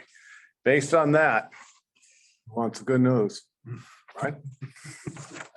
The tax rate increases anywhere from $3.34 to $4.07. What does that mean? That means the under 115 million, it's $3.34 on the tax rate. The average annual tax bill increase would be $1,029.39. The high end of, we borrowed 140 million. The tax rate would go up $4.07, and the average annual tax bill increase would be $1,254.37. And keep in mind, that's, we're borrowing the whole block at once. So it's, that's kind of all we have to go by at this point in time. So that's the biggest impact. There's other ones in between. So depending on what's picked, based on what I'm hearing, you're talking 3C, you're talking right around, you're just talking to the 125 or the 130, which at 125 million, it's $3.63 with a average tax bill increase of $1,118. See, everybody's eyes. Steve, is a 40-year term available? No, not that I'm aware of, but I can ask. Come on, a house you can get a 30-year one on. Steve, when you say it's borrowing This is there. the entire amount all at once, what would the mitigating piece be if you didn't borrow it all at once? You would have to go out each year and get, once you have the authorized, approved and unauthorized, but not issued debt. So the order would hold, but you'd have to do it each year or every 2 years, whenever you plan on doing it. That's something that municipalities do? I haven't necessarily seen it, but I don't think it's not against the law, that's for sure. So you could do it, but you run risk with anything else. You're spreading it. The benefits you might be spreading out over the years with the separate issuance, but each issuance, if you're doing 30 years, go out exponentially too. Gotcha. So there's an issue there. This is based also to would be a debt exclusion, based on vote, that'd be a debt exclusion versus override. Curious about this, and I know everybody's up at night worrying about this. A debt override or the exclusion goes the life of the project. So it'd be for 30 years, it'd be outside Prop 2.5. Right. If you do an override, it's a gift that will keep on giving forever. That's the easiest way to do it. Meaning. A debt exclusion, you mean? Right, 2.5 every time. So We would do a debt exclusion though. that's what I would have. Yeah, that's what I assumed, yeah. But that would require a vote too, I believe. Oh, yeah. Definitely. So Greg, I'm sorry, Greg or Kathy, that's a 2/3 vote at the council? Simple majority of the No, Vote of the people. that'll be a ballot vote. council has to vote on it also, don't they? Well, the council would have to vote on the comprehensive capital plan as part of their annual budget, but to actually take on that kind of debt, it has to go to a ballot vote. No, I understand that, but And you'd have to council also have to authorize I the. think it was right. Town council. yeah, I think. Right. I've only done it with town meeting. Recently, town meeting vote was 2/3 and the ballot was simple majority. Yeah, that's what the ELS says. Yeah. Our numbers, I mean. Yeah. Keep in mind, while it's kind of a sticker shock. No, I saw it coming. So you're borrowing a lot of money. And it's at a higher rate, so, It's gonna keep going up. yeah. We know that the rate has gone up a couple $100 over the last, 2 years? And is there any possibilities or any glimmer? Of course, once things go up, they never go down, just like debt exclusion kind of thing. Is there any glimmer that the rates, that as things are leveling off and it's going back to normal, and or is all the new energy efficiency just gonna ping it up? The construction costs. Yeah. The rates is a separate on the borrowing rates, but on the construction costs, Yeah, I meant the construction we've costs. been Sorry. looking at the MSBA track of construction costs very carefully lately, and I did notice that in 2008 is the only time we saw that trend drop. And it dropped a little bit, but since then it's been going up like So if we have a great So recession, If we have a great. might be in a better recession, position. Hey, listen, And nobody can afford their taxes. Exactly. Does MSBA ever increase their first? Yes, but it's Very rare. rare like this. It's that cycle. But in a time So of it's- incredible inflation, would they look at it? Is there even any discussion? Everyone's question. I believe is every 2 years, Christian? I know they went from, They evaluate it, I think, every year, but it's pretty, And is it, so for instance, it was $330 square foot. and now it's, And now it's 360. 360. So, and then you can see what the real cost is. that's why I'm for the- hoping that they would They reevaluate. do evaluate it, Nothing's but normal. ultimately they got a pool of money, so they have to make it fair across the board and Yeah, the mission is I can do more schools. right with that number. Yes, but I'm doing more schools. They'll fully tell you. Headline. Yeah, they'll fully tell you, we understand what the costs are and that it's, whatever it may be, but they'll give you that same answer. But with the amount of municipalities in the pipeline right now who are struggling with this kind of situation, that's not going to have any impact on them? I know that's. I can't say, but yeah, no, I get where you're going. Yeah, they would have to- Yeah, no, I get it. That would be a legislative issue. So I mean, I guess that's my next point is anybody lobbying the legislature on this? oh, I'm sure. I mean, I think the projects that are in the worst position are if they went through the schematic design process right during COVID, Right. when everyone thought prices were going to drop, if anything. And then they shot through the roof and their budget was set. That's really just. Now they're going for another override. Exactly. How much in free cash? We should feel better. 110 million? No, but, it's just That- the dice with the timing. It's so interesting on these projects. We had one that went into construction or went out to bid right during COVID, and the contractors were very aggressive.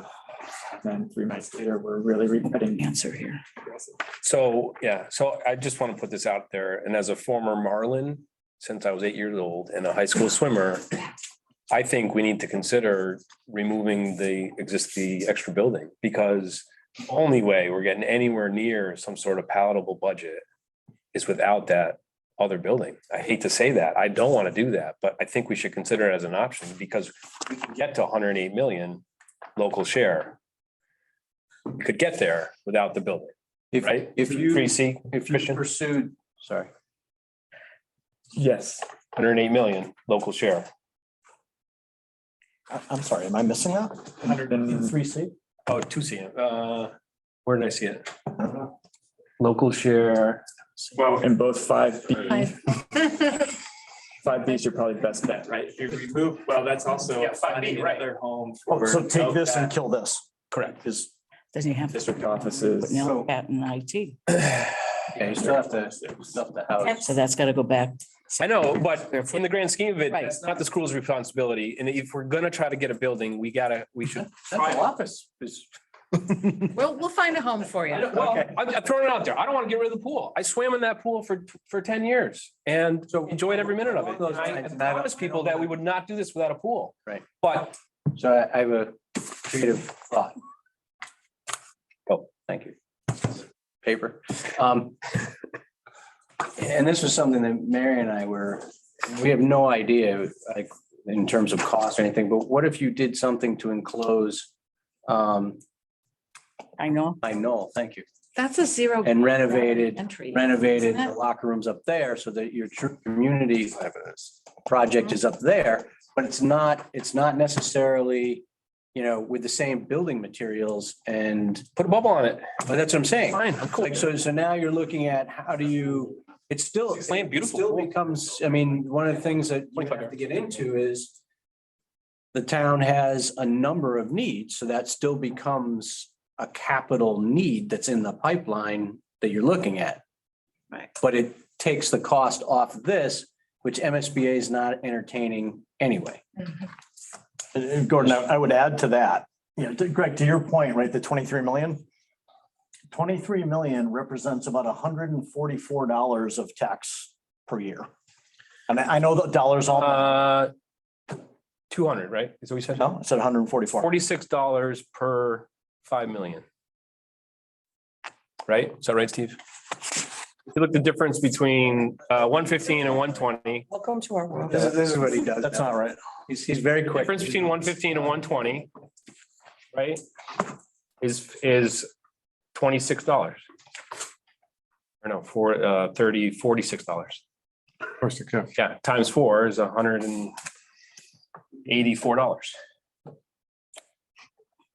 Or it's 23, so it'd be times 5. So you're $200. I'm just trying to get close, because then I'm at 900. Now I'm at 9 instead of 11. That's all. Fair. 11, I don't know. I don't want to get rid of the pool. I do not want to get rid of the pool. I want. Yeah, I was trying to be creative. But that is creative, Gordon. I appreciate that. If we put a bubble up for $1 million the following year, But that's, It's gonna be $1 million though. You can't. Are you ever gonna do it? I Gotta know heat it. it's not suitable for what you're talking about. okay. and it wouldn't come close. There's no, we have to winterize it every year. The locker rooms are tiny. We have to totally winterize and blow out all the water lines at the facility. It's a great idea, but like you said, you'd have to do all the new buildings up there. Taking my You creative. have the pool, but that's all you have. And build the building around it. Okay. So you'd spend 30 to save 23. Well, Not helpful at all. so what's our answer then? I don't know what the And answer is. it's electrical, What's the answer then, Bruce? What do you think? What, I have my opinion, but I'll wait. Spit it till out. comes Come time. on. You're the building guy. I think I've seen many projects through this town and I see when we cut things and do things, we never end up putting those back into the project. If we don't do it the way we want it done, we're never gonna do it. And like I said, bathrooms are a big thing for the stadium. The pool is a big thing. And bathrooms were in the project. Bathrooms, and it's never gonna happen. Do you think it's worth going for the whole thing? Cannons, the, Yep. what other Yeah. things we didn't do with the No, trash. but trust me, I know. So this is either do it right and do it the way you're gonna need it for the next 50, 60 years, or don't do it. But what if we could do it at 70% or not do it? And never mind that. And two, if you break the projects up, you know as well as I do, Steve, it's gonna cost you twice as Yeah. much as you keep doing it. And I'm not trying to be the Debbie Downer here or anything. It's just. Found that out with Meadowbrook. The Right. vote didn't go. All the through. Bruce, I time. agree with you. I want it all. I want it all. We need it all. But if we can't pass the vote, we're not going to get anything and we're out of MSBA and we're 7 years again in the pipeline. And how's it going to be any better in 7 years? Right. So this is our opportunity. This group needs to come up with a palatable number that they think the town is going to pass. I don't know that any of these are palatable. I don't know. What do you, for taxpayer? But Greg, I would, like I said, There are ways. my opinion is option 5 with whatever we Yeah. decide on. Yeah, yeah. But it's, because that's me, because I've been here. But you understand it. Yeah, yeah. No, I know. no, Greg, I'm curious because I feel like you and I are looking at this just from different angles.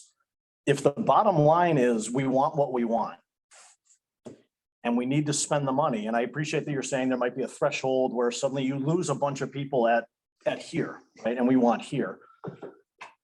We don't know that yet, right?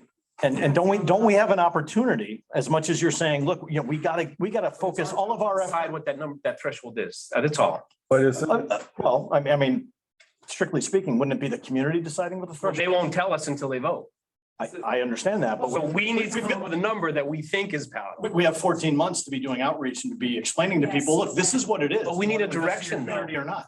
But at 180 million, it's just not palatable. I don't see passing the ballot. I'll be perfectly honest with you. Like, it will. Go ahead, please. It seems like a great segue for the community forum.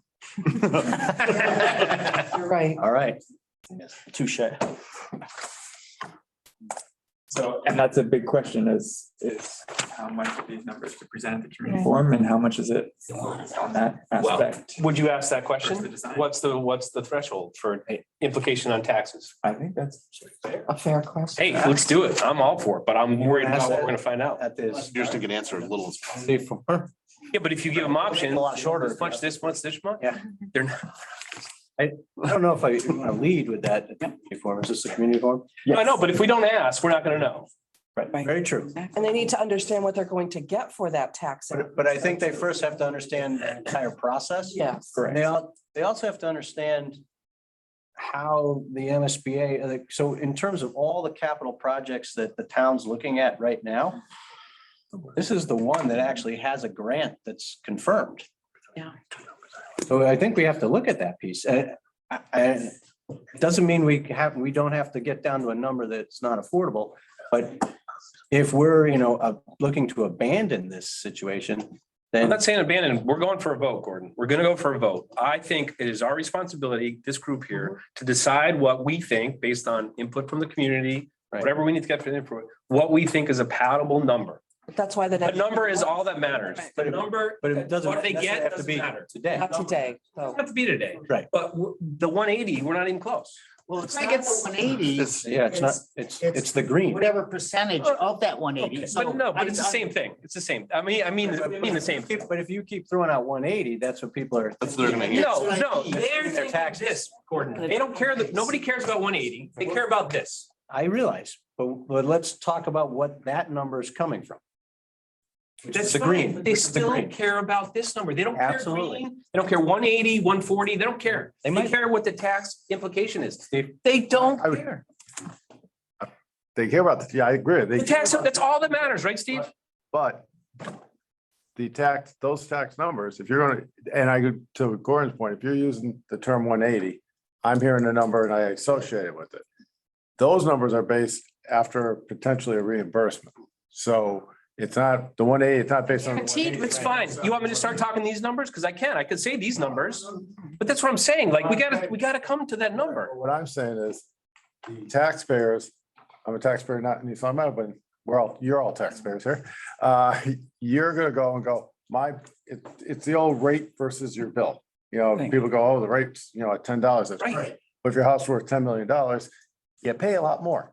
And so to me, it's what's your bill gonna look like? To your point. That's my point. And you're That's my absolutely only point, Steve. And I'm only you're- using 180 as a reference. No, I understand. And so if my tax bill is going up 1,000 versus 1,500, you're presenting 1,500. And this is where the community outreach is really the single most important thing. Because, okay, it's $500 more a year for the next roughly 30 years. What are you getting with me for that? Well, here's what I'm gonna give you for it. I'm gonna give you this, this, and this, which will only improve our school, which will help your value, which will help get you your return on your investment. How much will it help your value? I don't think you can project out that far, but generally speaking, your kids will be educated and your housing value will stay consistent, if not go up. That's, I think that, and that's where before the vote, that's where you'll know which one to pick. When Well, we And started- Steve, I'm sorry, excuse me. Okay, well, no, when we started this process, they said that as soon as you sign on a bond for a new high school, this was back how many years ago? They said that the house values will increase by, I think it was 6%. Immediately, as soon as you bond. None And of that's this good and bad, matters, because though. now This your matters. property's worth more, you're paying more and all this other stuff. But it has an immediate increase in the value of the town. I agree wholeheartedly. And we should do it because if we don't do it, we will have a decrease in our We're property. gonna value. take a look I at believe that. the first. But price. this is the matter this is all that matters, Beth. This is it. I don't Just the- talk about all this other stuff. This number matters. It's it. For the vote, but it's how you present that. Hey, That's where. well, it is what it is. It's a number. I'd rather spend $140 million and have a much better project than to spend 115 and have a project that's mediocre. at best. Fair, but we It's have, 1875 a have month. people on fixed incomes in this community that to say, we're gonna ask you to spend $100 a month, it's $100 a month. But We're gonna it's ask you to less than spend $20 $100 a difference. month It's less than a for the $20 next 30 difference. years It's on a less than school you're not gonna $20 difference. use. I don't think it's palatable. But it's It less doesn't than a matter the $20 difference. I don't want between the difference in the matters. worst The project or a total good project. matters. The total matters. The other thing I think that's. 80, it does matter, I think. Right. Oh, it matters. If I may, the other thing I think that's very important is, and part of the reason why we're bothering you guys to do the renovation pricing is we see that the renovation pricing was like what, on 118?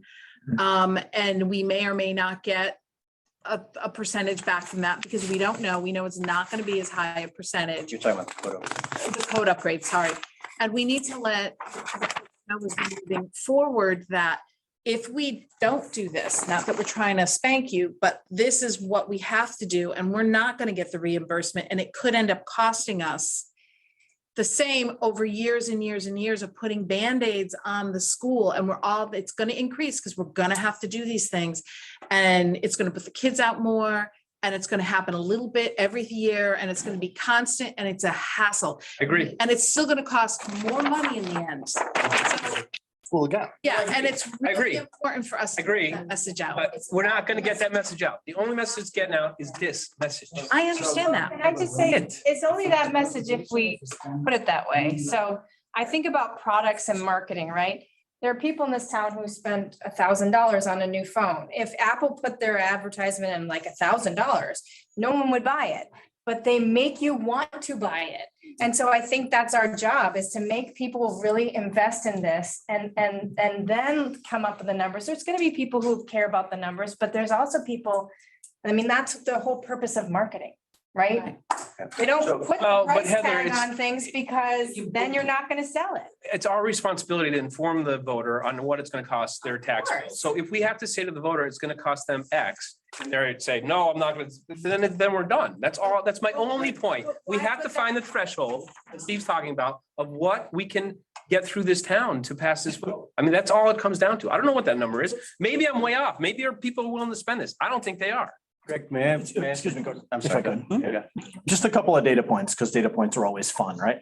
So fiscal year 22, the average taxpayer in East Long Meadow spent $6,253 on their property tax for the average taxpayer. The average in Long Meadow, 96.82. The average in Wilbraham is 71.24. So if you look at the surrounding communities and say, look, you know, it's not as if we're at the top of the pack already and now we're burying them. We're already lagging. Yep. Right? So if we're saying, look, yeah, another $1,000, nobody wants to pay that. But I think there are a number of people, and I've spoken to a couple, right? It's not indicative of anything. But a couple of older folks, kids are gone through college, gone wherever they're going. It's just two of them in a big house. And their position was, look, I gladly pay this because somebody else paid for my kids to go to school. Right? It's planting trees you'll never sit under, Yes. right? It's part of supporting a community. It's a long-term investment. And I think there are a lot of ways that we could present this that are not being disingenuous. They're just saying, look, the time has come. You know, it's not our fault that we didn't get in the program in, 2015 when this would have been $80 million cheaper. Yep. We are where we are. So either we do it or we don't. But just understand, if you don't, here's what it looks like. Yeah, I think, You know, I do think that, valid points, everybody has valid points. In the end, it really does come down to towns, people that say, it's okay with me to spend this, to your point, it's okay for me to buy the Apple phone, or you know what, I'm getting the flip phone. Yeah, not because flip phones are any worse, it's just because they're cheaper. They'll know what price point is good for them. Right, and we are different than like my grandmother who passed away recently, but lived in town. To say to my grandmother, your tax bill is gonna go up $1,200 a year would be devastating to her. I mean, they're on a strictly fixed income. To say your tax are gonna increase 15%, to your point about $6,000, is huge. It's gonna go, we're going to what, 4% for level services probably this year, right? Now to add 15, so 20% we're gonna go up in 1 year. So, I'm just saying, it's just not palatable to the 50% of the voters. Have to present it. That's fine, then We present have to it. be honest. I've said my We're piece. not done, we're not done yet. I know, but we're not even close. We also have to be positive. It's a good, if it happens, it's a good thing. And hopefully I don't know. I don't know. I feel bad for the people that can't. I just did the numbers on my house and I laughed. I'm like, okay, we'll sell the dog. I don't know. I don't know. But that's. Come on, I know where you live.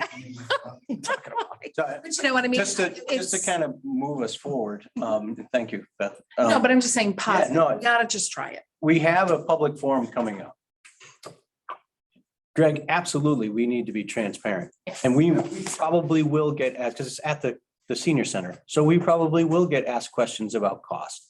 And we will answer those as accurately as we can, knowing that everything is based on that moment in time, as Steve said. But the other piece of our job as a building committee is that we have to explain to the community what this process is. And so the slides that we're going to see, I think, here is the start of that, because they really don't know. And the other thing that they really don't know is what the existing conditions are in this building currently. Last week, we had the rooms on the second floor when the custodians arrived at 6 a.m. and we had those driving rains. We had a puddle that was encompassing the first 2 rows of chairs in 2 rooms. A ceiling tile that nearly missed Mr. Page. He's very agile, Mr. Bates. But PR though, if he had a bandage on his head.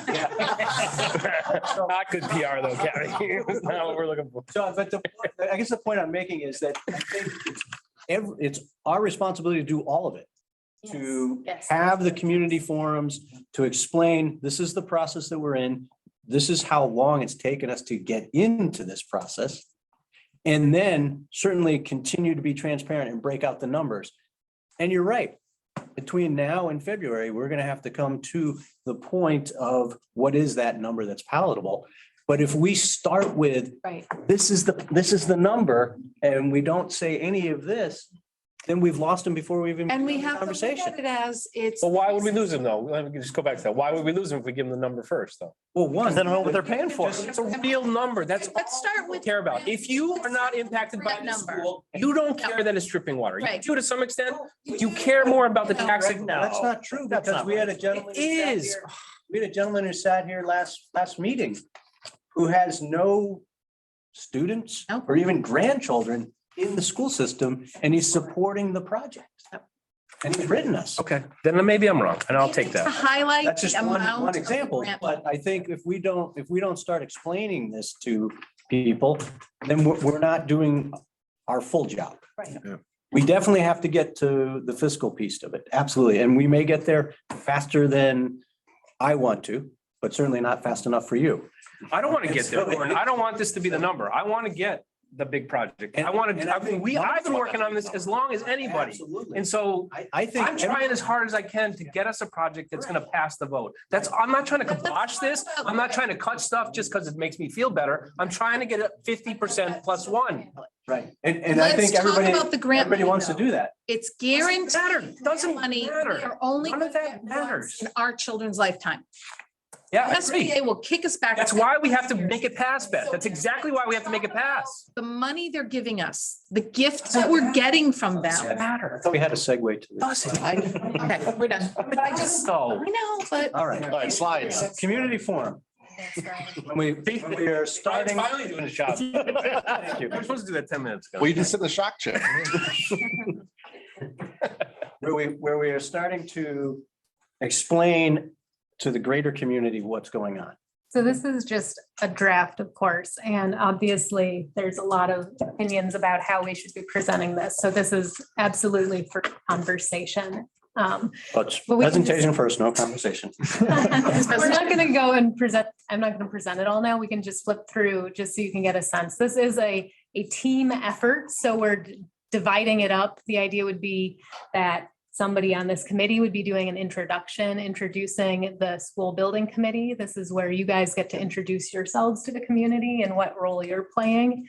So that's where we're starting with that welcome and introduction to the team. Joe Dunn is not Big Joe. with us anymore, just so you know. He's left the town. Yeah, not the. Like, he's left the town. I said. He's retired. You can put my name there too. Okay. And then it would go over to Skanska's court to introduce the MSBA's. Yeah, so we'll just go through, and this is something we presented at our first community forum as well, but we presume that we're gonna have some new faces in the crowd who don't know what we've been up to this year. So we're just gonna go back through the process of MSBA, who they are, what they do, and what their involvement in the project is. So Where they get their money. where the money's, yeah. We need to make that too. 2 pennies. Everybody can handle it. Right? Then, yeah, we'll just go through where we're at with the schedule and define what that means. Yep. And just to make one comment on this. People don't understand this. That's why I think it's so important, because their questions are, well, when's the new building coming? Yes, exactly. And they really don't understand it. And so, again, I'm not trying to in any way diminish. I know how hard you work. We work shoulder to shoulder to try to get this on board and going forward. But I think we have to let the community know how hard we've worked and what we're involved in. So updated timeline and then Sorry, you wanted that or no? don't keep going. Nice graphic. It's in process. Reviewing what's been done to date, just so people can know, what's actually been happening. And then this, we were also planning to pass over to SBC. So somebody here presenting on our visioning process and educational priorities, reporting back on that. So we've created some slides with visuals from the visioning process. This in the next slide is. Just a quick question on Yeah. that. So as we talk about passing it over to someone on the Yeah. SBC, is that someone sitting here flicking the slides? Well, I think that is why we're bringing it up. Yeah. Right? Educational. So you want me, do Priority. you want me to do this? Sometimes you need to volunteer. Okay. Okay, I'm just trying to figure out, because it's next week, right? Yeah. Yes, I got We it. have I got that one. educational priorities also. So Frank, if you wanted to chime in some. I'm actually not gonna be here that night. Nice job. What a coincidence. These. of So course- Gordon again. Oh, Heather. I'll speak to these. Okay, and we can, this is quickly one. put together, we can update. Okay, then design team will share existing site conditions and building conditions, and this is where we can drive home. They what- got your pictures in there. That's right. Nice. Yeah, Next one, what sorry. the conditions are. We have the flooding. That's the one down. that almost hit me right there. We could label it. But I think this is important, the Right. why. Yes. The why. And we always struggle with how much time to spend, we got to move through the presentation, but. Right. But I think you have to give them the why. Yeah. Because, there's always the adage, well, the building was good enough for me. But you just talked about the code that is now coming through for HVAC. Right? And a lot of that's because of the 2 years we've just gone through. Which I think everybody can relate to, no matter where they are in, you know, in life. And I'm sorry, could we go back one slide? Do I have locker room pictures? This order we can needs throw to in? change. yeah, First thing you say can't be, it's held up remarkably well, because then you lost everybody. Building's great. It's gonna keep it alive. Yeah, I would strike that. yeah, we can be much. Well, much but better. we're not decided on a final project yet. So don't strike it completely. Okay? Well, I mean, it's been well taken care of, but. Yes, Although that's next to very, that yes. picture. Yeah, maybe just word it different. I'm sorry. Yeah, been well maintained. Good point. I don't know. So yeah, we can work on the tone there, yeah. Down. Building is still Down. standing. There it is. That picture on the You left, say that is like the it's new bad. section. Right. Okay, sure. Okay, so if we, Great point. Keep going. Okay. It looks worse than pictures, huh? Jeez. Yeah, So- we need to get some locker room pictures. Send her some locker room pictures. Girls- girls on Facebook, I hear we that. wanted to communicate that we've looked at a number of different options and that it's evolving. And so if you go to the next slide, this is just showing which ones are advancing into. the Should you cut Psr. those down to the ones that we picked instead of giving? I wouldn't. Oh, okay. That's what she did. Yeah. Just to show the history that Then we didn't just. Why did you pick that? Why did you pick that one? Right. Try to keep up. They'd be small, right? And it's just showing the evolution of these schemes. And if we wanted to reduce it to just one of the two ad renos for simplicity, we could ditch one of them. So Right. that is something to keep in mind. So then we would just be talking about a fewer schemes. And then it's just going through them. If you just, we included the scheme, that summary as well, because it seemed useful, because I know that ad reno and base code upgrade are hard to keep straight. And then if you keep going, Can we talk for just a second, or do you want me to let you keep going? I think you should. I mean, you mentioned, should we cut the ad renos down to one, Yes, so it's more digestible? yes. Yes. Do people think that makes sense? I mean, I think we should keep the annex, so I would say 2C, that'd be my vote. I wouldn't knock the annex off. You No, I can mean- have a separate. This is a separate building. We already know the numbers. We can add it separately anyway.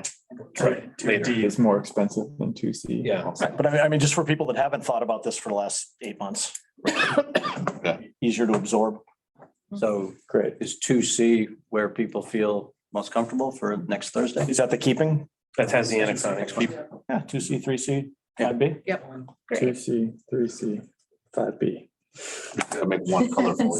Code to something. Right. Great. Okay, that's great. Thank you. Just gotta recolor number one on that too. Yes, thank you. Oh, yeah. Oh, Thanks, yeah. thanks, Ron. Thank you, Brian. You It's got in my. record. Oh, Okay, good. good on that. And so then we just have, it's the same setup that we had today with the site plan and the building plans, some bullet points which we can reduce or fine tune a little bit, so it's a little more pros and cons. Just one site plan, we wouldn't be switching through like we did today. Excuse me. So then just kind of introducing each of the options. Okay. I got to see this. And the base repair, we don't have the color plan for, so we have this. That's the existing floor plan. Yeah, Yes. with notes on it to our cost estimators of what that was submitted to them on. Oh. Oh, cool. Is that for us or for people to be able to review? Do we want to print that out? We want to I print would out? recommend it. No. And we can convert this into something that looks like the other floor plans too, if that seems, This is code upgrade. Yes. yeah, So maybe we Maybe just we show do. the existing. So shouldn't it, Yeah. Existing building. yeah. So we just make shouldn't it it say match. code upgrade? Yeah, we can. Yeah, we use those interchangeably, but thank you. Well, I don't mind the base repair. Hold up. Just saying, if we're going marketing, Okay. right? Bruce got my back. Yep. Base repair. Base, I mean, I don't think we're gonna go that route anymore, but. Okay. Might. Okay, so then we have the comparison, and our idea was not to show this much detail, but to rather simplify it and give more of a range on prices a little bit more, because it is a little bit when you see something is 116, Mhm. 7, like it seems more real than it is, I think at this point, more precise. Right. So ranges and, but You definitely need the grant, I don't know what you Reimbursed. but I want that highlighted. I want that, Great point. and in terms of the code upgrade, that's still a question mark because we don't have an answer on what or if they're going to give us any grant money. Right. Because it's going to be less. Yes, that's why, You know? so we've got it listed as unknown, but we'll make that Okay. older. Because you have amount underneath it. That 33,000, the estimated grant. Oh, so did you not apply that yet, Christian? No, they applied it. The reimbursement rate? That's a mistake. You did apply it. We did not apply it to So that it's less. estimated local share. wait, Yeah, because that's more than that's with the building. though. Yeah. It's the project cost plus the modulars equals the Mhm. local share. So Mhm. that's a remnant.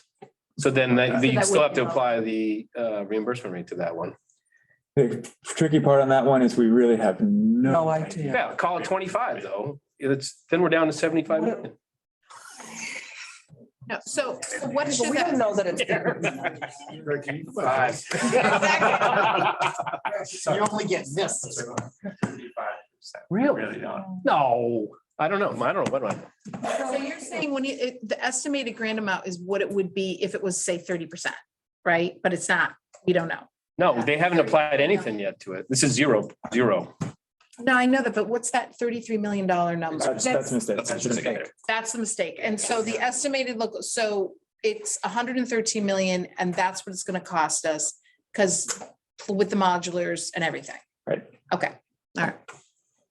And so I think we just need to not put in a grant amount, even just a question mark in that spot, because we don't know. Is there gonna be discussion about the 30%? Because in all MSBA, like anytime Gordon has talked about them at our school committee, our rate is right now 56.5 Yes. or whatever percent. So it's much higher, but we're trying to give a clear Effect. actual. And we could speak effective to rate. what, I think that's how it important. differs between project and project and what usually drives that. Yeah, we can certainly. So talk through can you that. say want to effective do that at the reimbursement rate? front end or? Well, it has to come before this sheet. Yeah, Yeah. so up in the, So no one in the state of Massachusetts. Cost per square foot. This Is that what we're is saying? reimbursed. I don't know. This is what our. They haven't worked on one. Very clear. I have not put it Before before. it's not 56 and then. But MSBA may have, we don't know.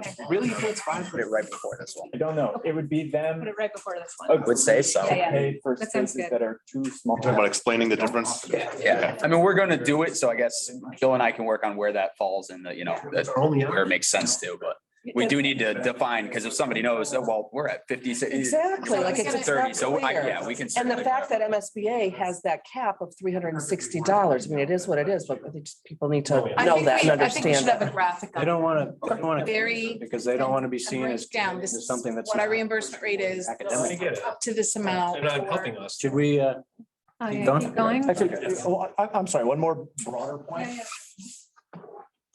Yeah. This whole presentation is a ton of information, and that's a ton of words. Mhm. How well do we think any of it's gonna stick? Our audience.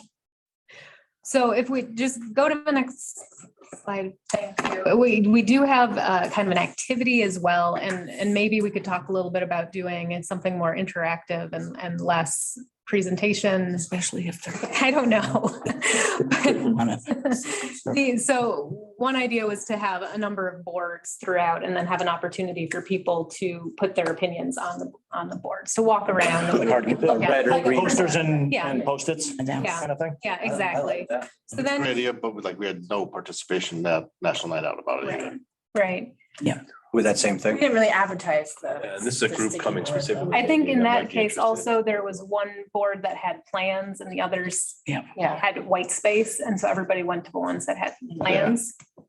But in this case, it would be a prompted exercise where you'd have a board for each of the each of the four schemes. And then you'd also have the existing facility and some maybe boards with existing photos of the conditions throughout. So that way people could digest it a little bit more at their own speed.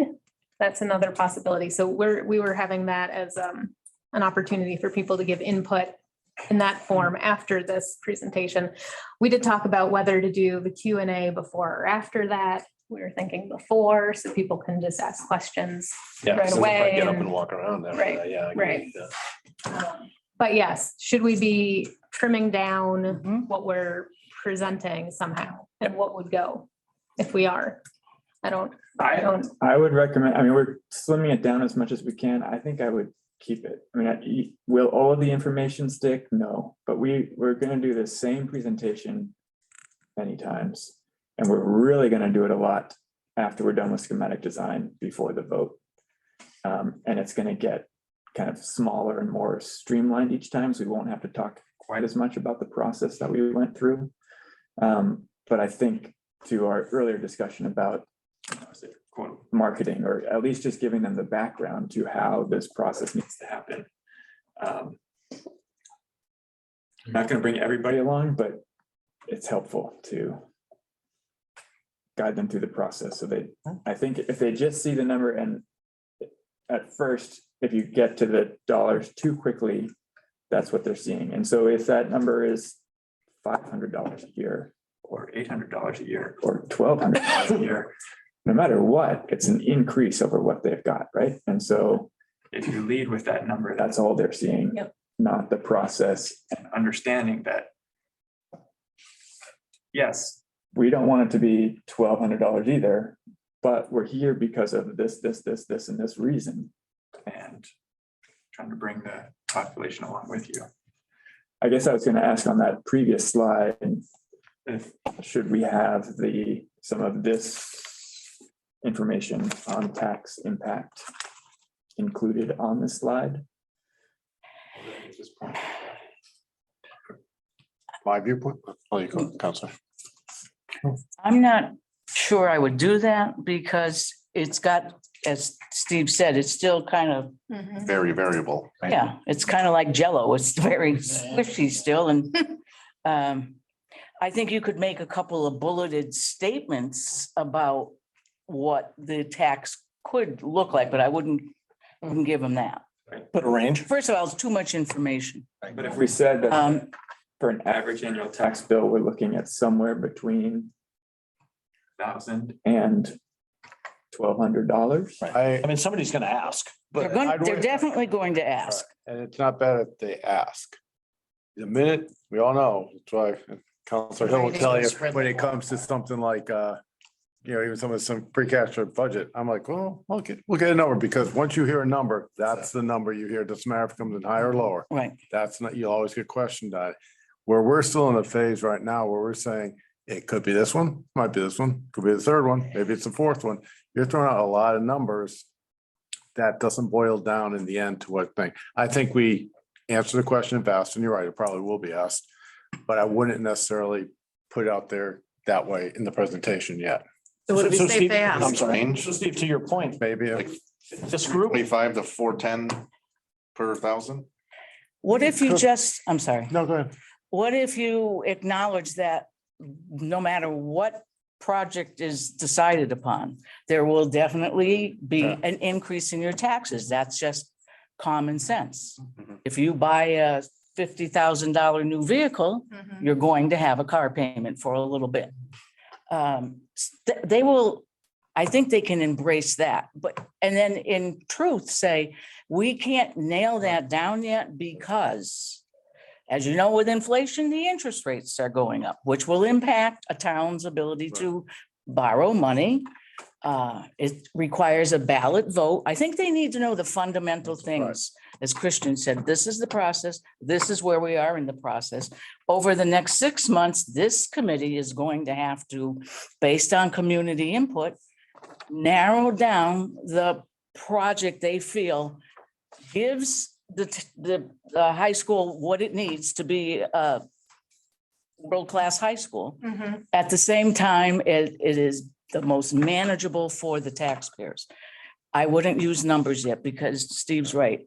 You could tell maybe. Here, 138 million, that's it. They're gonna Kathy, put though, sale signs up. Kathy, how do you find the number though? How do you find the number that's most manageable though? Because some point we have to figure that out. Well, yes, but I I don't know that I'd put a number out there Wednesday night. Where do we draw? I'm just trying to figure out where we draw that, where we get. I think we just acknowledge that it's going up and we're still working with our architects and all the folks that are involved in this project to narrow that down. We have cost analysts, as Ben said, that are, flushing this out right now. And Kathy, do you think it's equally important that we emphasize nobody's on the hook for anything for another 14 months?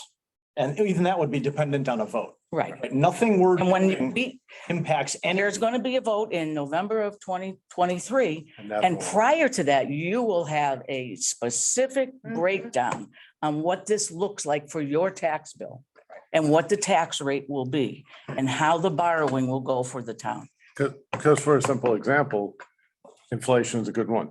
Inflation is very high right now, but certain measures that the feds are doing, whatever actually take effect 6 months from now, it may be half of what it is Yep. right now. Or the values may go up, the values may go down, rates down, the bonds may go up or down. There's too many variables at this point in time for something that, to your point, Steve, is 14, 15 months in the future. And so I think Kathy, Councilor Hill is absolutely correct. It's going to impact your tax bill. We will keep you up to date as we go along to let you know, as we can fine tune it, we can give you. Right now, it's too wide open. And it could change, if Frank, It's going the to, feds are meeting this week or next week, and they're probably going to change something. But Steve, good. numbers on here, right? You would agree to that? It's one of these. It's in that range, yes. Yeah. I mean, as of today. No, always. No, as of today. It's gonna get lower than that. Do you believe that really though? You get new growth, yeah, Not there yet, though. New growth for what? The town? right. No, A year? there could be, do I think it'll change much? Hopefully, maybe not. Yeah, that's all. But I will say this, though, if suddenly, if inflation suddenly dropped or the housing price market right now is slowing down, so values are going to decrease. There's a lot of variables in the economy that I am no expert at talking about that will affect how this project. So right now, based on the information I have and was given, these are the numbers, but that can change. As to your exercise of, putting, I like this, but I don't like this, you may have a whole new design that is a different cost. I don't know. Good point. Welcome. So are you saying don't put this chart in at all? They can figure out the numbers on their own. Let them. I mean, I think they need to see the numbers. You know what I mean? If they figure out the math themselves, that kind of a thing, in fairness, because it's not like we're hiding it from them. No. I think you're right. It's just giving them a number right now. They're going to perseverate on that one number and they're going to go with the negative and they're not going to think about what it is for the future of the kids, the town, how that's going to increase even our tax base in terms of just our values of our home and stuff like that. So how do you balance that with, we're standing in front of this chart or this slide and somebody picks a number and points to it and says, okay, if we do this one. How does that affect me? Us, me. Well, I know that. And What- that's when you what do go you say to out and that? you say, We know the answer though. "Look, we're going to get $44 million in a grant. Within $10, we know the Is answer. that the conversation we want to have? Hey, we know the answer to that question. That's not fair. It's true though. No, it's not true. Well, Steve, is it true? Within $10, right? I'm in if the the hot rates seat. drop down, I Um, mean, we're not floating this bond for Exactly. plus years. And that's, I think the way you present it is this, if we did the bond, you're absolutely, right, this is the number, okay? But if you go down to 2024, we can't tell you what the number is going to be right now, but we will tell you based on today's information, this is kind of what we're looking at. You and I don't have to give out an actual number because it can and probably will change to a certain point. So what does Higher 3% interest rate do versus 5 though? Like in the grand scheme? Significant. I'd have. Here's my point though. That's It's gotta be, but the thing is, my thing, the accountant in me, I guess, whatever, you try to give as much as accurate. And you go in high and say, oh, it's gonna cost you $1,200, you run the risk then of your vote going negative. When you actually go out the bond, it comes in at 1,000, people go, I can save $200. I would have done it for 1,000. I wouldn't do it. But is there that much swing? I guess that's my question. 5% to 3%, is there a $200 swing? I don't think, yeah, that's what I'm saying. We're close. We're close to the numbers. Right, but I think we don't know, we don't have a final option. So There's we're people doing a in lot of this, numbers. if you pay attention to any of the social media for what they're worth, there's a good chunk of people out there that think, oh yeah, we're on the road to a new high school and that maybe we're gonna wake up in 3 months and it's gonna be there. I have no idea Right. that Thank you. the present, it's only the present, Seventh graders? yeah, the middle schoolers have a shot at getting into this building. Right. And they need to. And they need to know that. They I need, thought my kids would get in this building. right, exactly. My youngest is graduating next year. Yes. Hear those, they need the fundamentals. If we do this, it's gonna open in September of 27. 26 will be. Six. Okay. and- We need to vote on this in October of 23. The numbers, we're still looking at them and squeezing them because too many variables are being thrown at us from just the national landscape. Right. Inflation, borrowing rates, cost of materials. I mean, everybody knows that. And Greg, to your point, going from 5 to 3% may not be a lot, but going to 5 to 3% coupled with a reduced bill, coupled, maybe different picks could be substantial. Well, That's why I say I'm not good. But can we do it for $35 million less? Right, Christian? But we don't have to answer those questions before. No, but that's the hypothetical that we're addressing. So if that's if that's not hypothetical, then let's address it. Right, and the I'm sorry, numbers what's could the be question? I'm higher. sorry. We don't want to give They're them gonna be high. $3.34 per tax rate when maybe that is never going to be a thing. Yeah. I think Then that's- we they hear that next July and then say, you've been you promised us. posing lied to us me. for a whole Yeah. year. We're voting it down. But worse, you like to me. And before, when I was talking, I really didn't want to come across as I wasn't trying to be transparent. I'm just saying, Yeah. you can't put the price tag before you tell them all the good stuff. You got to Right. tell them all the good stuff first. I know they're gonna think of that stuff, but if I just hear the price tag, sometimes if I hear the price tag, I'm not even listening to you. Right. Heather, that was a great analogy that Yeah. you said about the Apple phone. People Right. drop $1,000 like it's nothing They don't think about it. And they always put the Because- price at the end. Because they were convinced they needed it. Yes, so that's your point, and it's a very valid. Doesn't manipulate anyone, just. No. tell them But all that's the truth. value. But the thing is, they don't need the Apple. Grandpas and phone. grandpas, and I only say that because they age, aren't buying the $1,000 because they don't have in their budget But and they're good. why shoot ourselves in the inflation. foot? I'm not gonna be a car salesman and be like, I this know. is a $50,000 car, and then tell you all the good stuff. But Greg, their home will also be more valuable and they will sell it easier. I mean, I know lately it's been crazy with the real estate market, but it's going to stall. And these folks, if they want to move into a smaller place or move into a retirement place, their value of their home will increase. And I get that's a double-edged You sword, can't go with that angle either. You gotta be- but it will. Because you can't afford it anymore. Well, I know. I mean, I think like right my now, mom's 80 The something. only angle we want to go with for Wednesday is informational. Yeah, I won't be talking Wednesday. I'll just put it that So way. what I'm hearing, I'll look at that, Right, what I'm hearing is that we might want to be showing the local share number as a range, and we want to show the grant number Right. clearly. Yeah. And maybe we don't do it as a table, which just makes people do these comparisons and look at all the details. Because What if it on the is. screen, they're not gonna be able to, see. Right. I mean, we're squinting right now. So maybe you have the site plan for the three schemes next to each other and you put a range under each one. Yeah. Counselor, And are it's- you saying maybe yeah. not even put Just the range? simplify it. No, she's saying put it. Right. We're not done. It's on the website already. Yeah. The range? Because it's pejorative. Previous. Oh, the chart is, okay. Should be able to Plus, if understand. anybody watches Walk out of here this knowing meeting something you before- can share. Yeah. Before. I'm gonna say, they were planning to tell us very little. Right.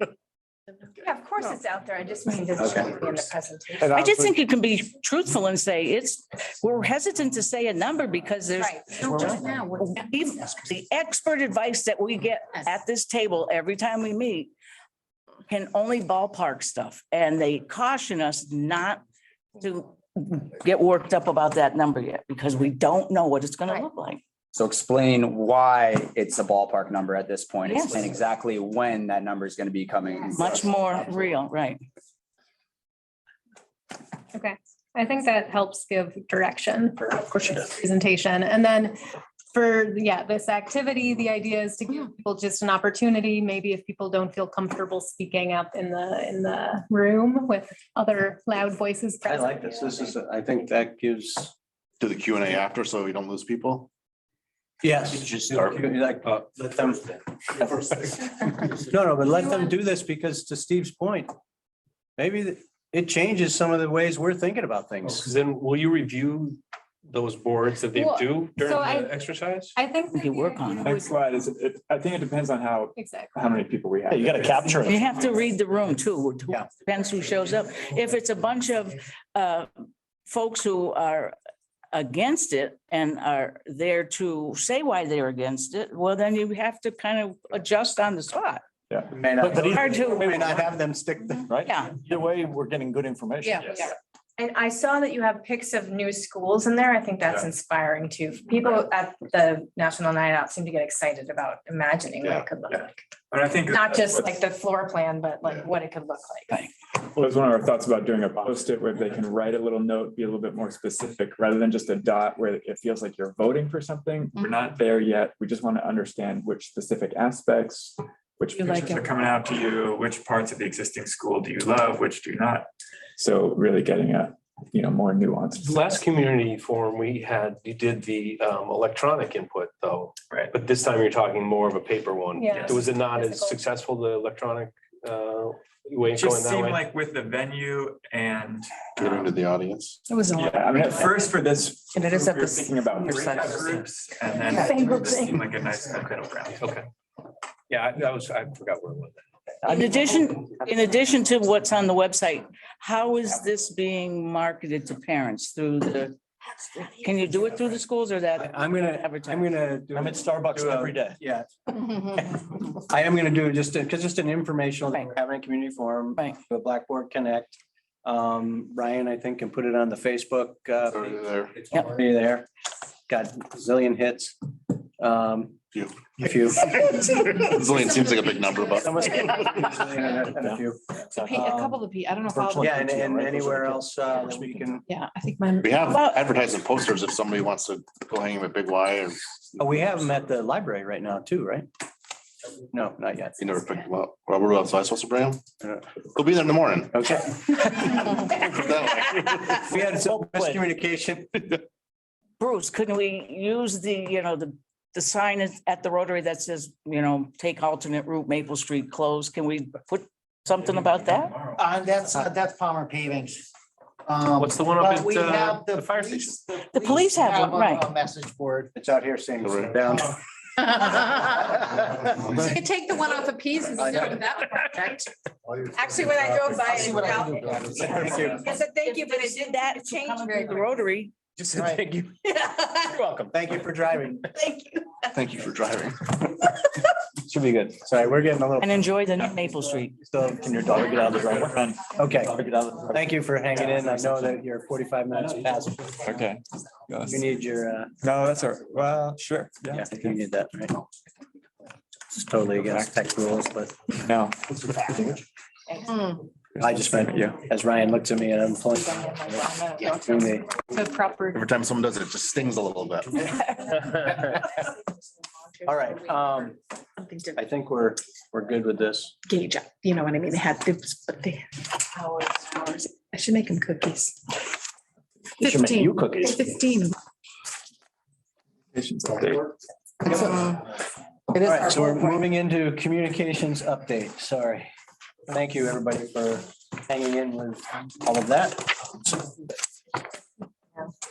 Ben, is that back to you or? did I use- I think we just kind of hit on it pretty well, didn't we? I mean, that's. We did talk about the community forum. We did, you're right.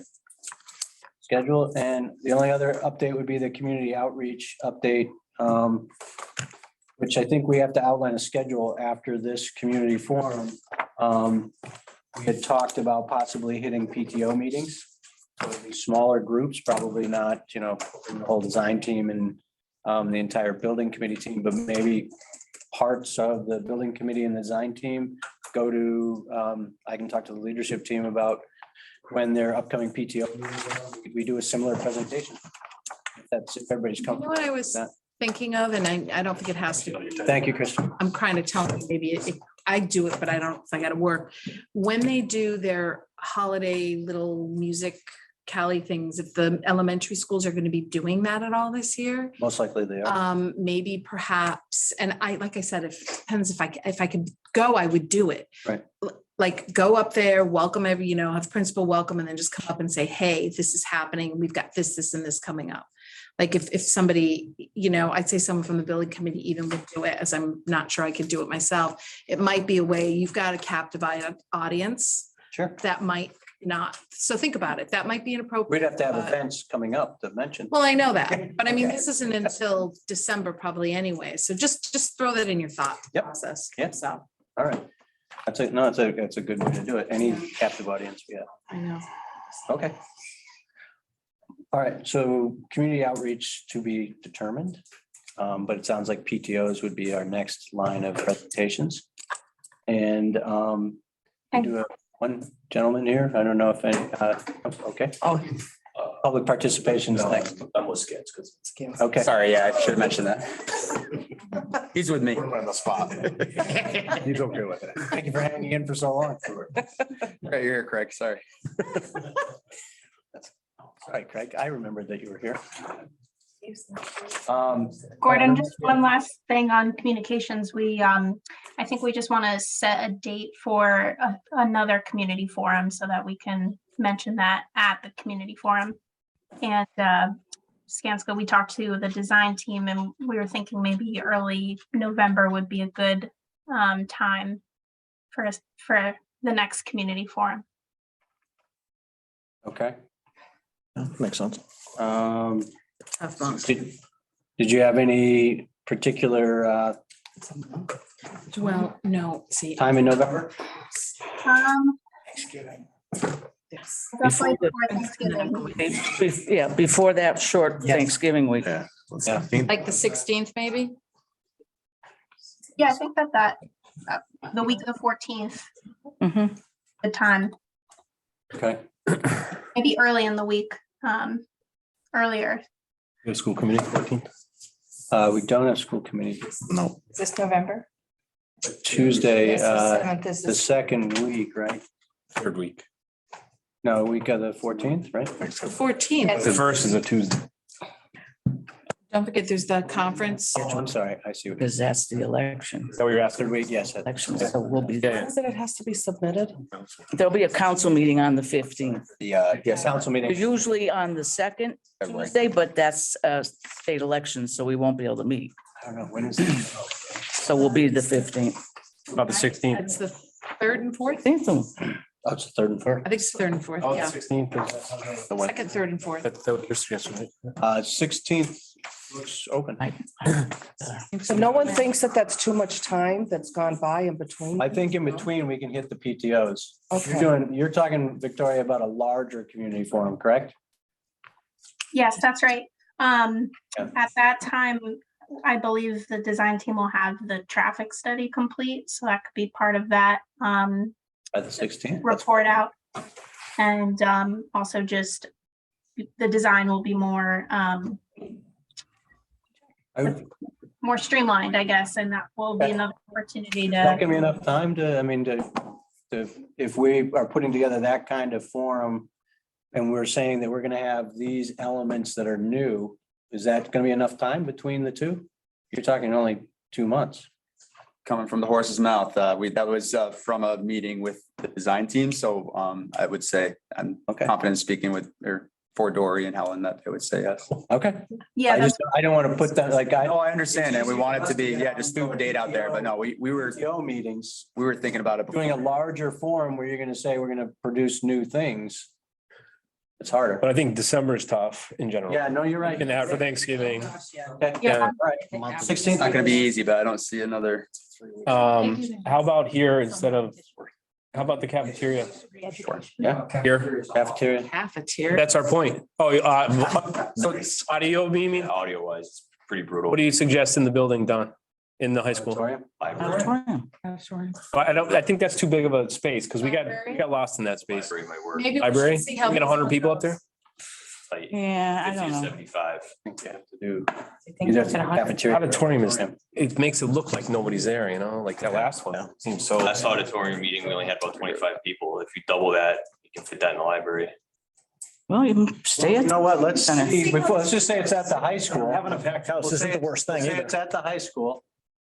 And then let's see what we get on Wednesday, next week. Yeah. That might give us an idea of what we're. Yeah, there you go. Yeah, true. You got it. Yeah. That would be good for folks to come into the high school. Yeah. Oh, That was my point. Yeah. In the building. Right? I know. Just- Walk a little bit of it, yeah. But then we got stairs though. That's the only issue with the library. Got the We get shown. elevator. The wonderful. That we just, One at a time. just fix the elevator. Fix the last year. That was a. Can't really get a wheelchair. Yeah, we just. Yeah, right. That's what I'm saying. Yesterday. So first floor, something that fits 100 people, Frank, if you can find that. How about the art room? Is that fit 100?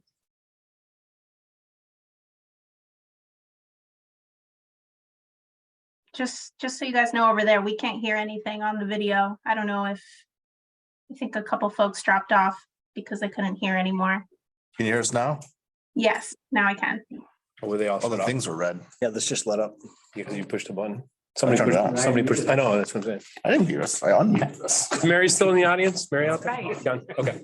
Everybody's in the room. Could I just have, because I think Victoria missed that and she's doing the minutes. Could I have just once again who did the motion? Greg made the motion And the motion. and Ryan seconded it.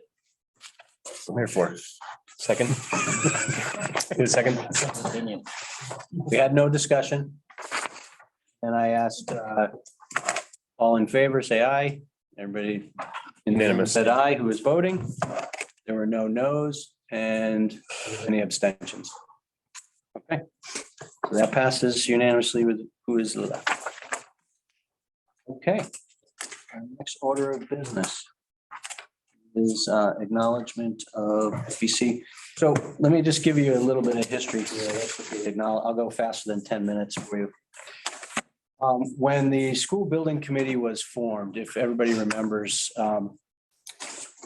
it was during the eligibility period of MSBA, and it's an interesting, at least to me, scheduling process, because the very first criteria for the school, for the eligibility period, is to form a school building committee.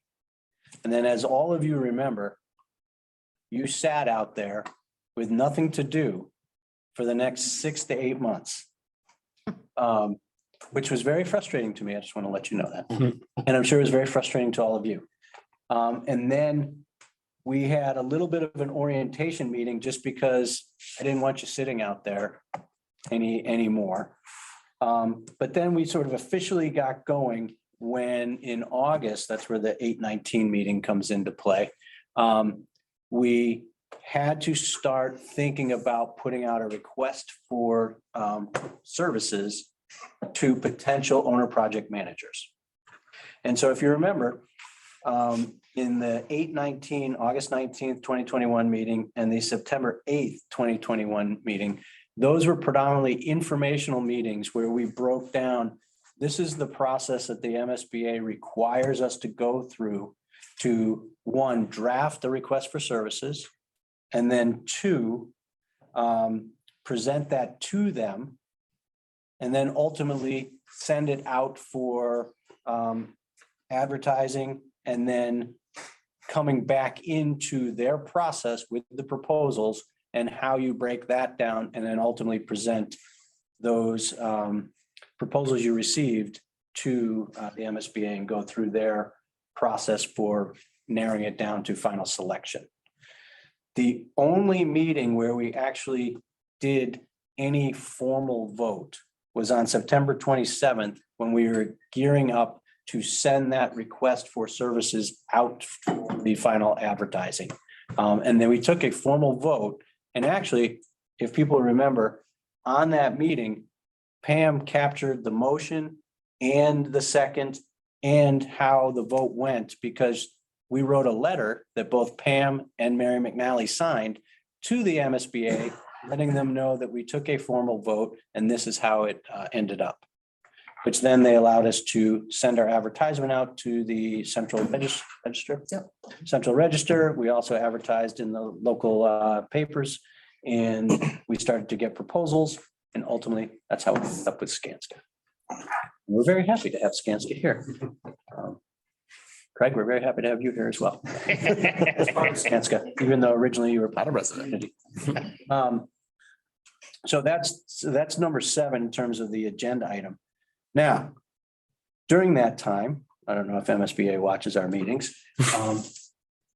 we were told during that time, when I asked a few different times, and Pam was part of these meetings, because MSBA at the time was all about orienting us on the process for acquiring an owner project manager. And so I said, should these meetings be posted and should they be public meetings? And we were told that's a local decision. Lo and behold, as you got going, and if you also remember at one of the meetings, as we were discussing all of this, and I think Kathy may have been the one who said this, we should probably start posting these meetings. And then we did. But as we got further along and we were getting ready to submit to the MSBA, the PDP, preliminary design proposal. Yeah. Program. I'm getting tired. I have to Mountain View's open house. We were asked, you had meetings prior to Skanska coming on board. We have submitted all the minutes. Do you have minutes for those? We don't have formal minutes for those. So they asked us then, would you ask council, school department council, what, if any, should the remedy be, given that you had a few meetings before Skanska came on board? We did. The remedy is agenda item 8, which is they would like us to now again formally approve the actions that we took back on September 27th, where we approved the draft request for services and allowed us to then go advertise that into the central registry and the local papers. I think I've nailed it. All right, that's pretty good. Thank you, Ben. Questions on any of that before we move into agenda item 8, which would be to ask for a formal motion? If we weren't part of the committee at that point, would we vote on that motion? That's it. I would probably abstain. Okay. Yeah, I would probably abstain. So how are we going to make a motion for this? Well, any other, before we go to the motion, any other questions? I think the motion would be simply, I move to approve the actions taken by the East Long Meadow High School School Building Committee at their September 27th, 2021 meeting that approved the advertising of a request for services for owner project managers and allowed that process to, I think that process to move forward. That could be the motion, because you just said, So moved. okay, or you can do that, yeah. Yep. You get that, Victoria? That's a lot. If you could repeat it, that'd be nice.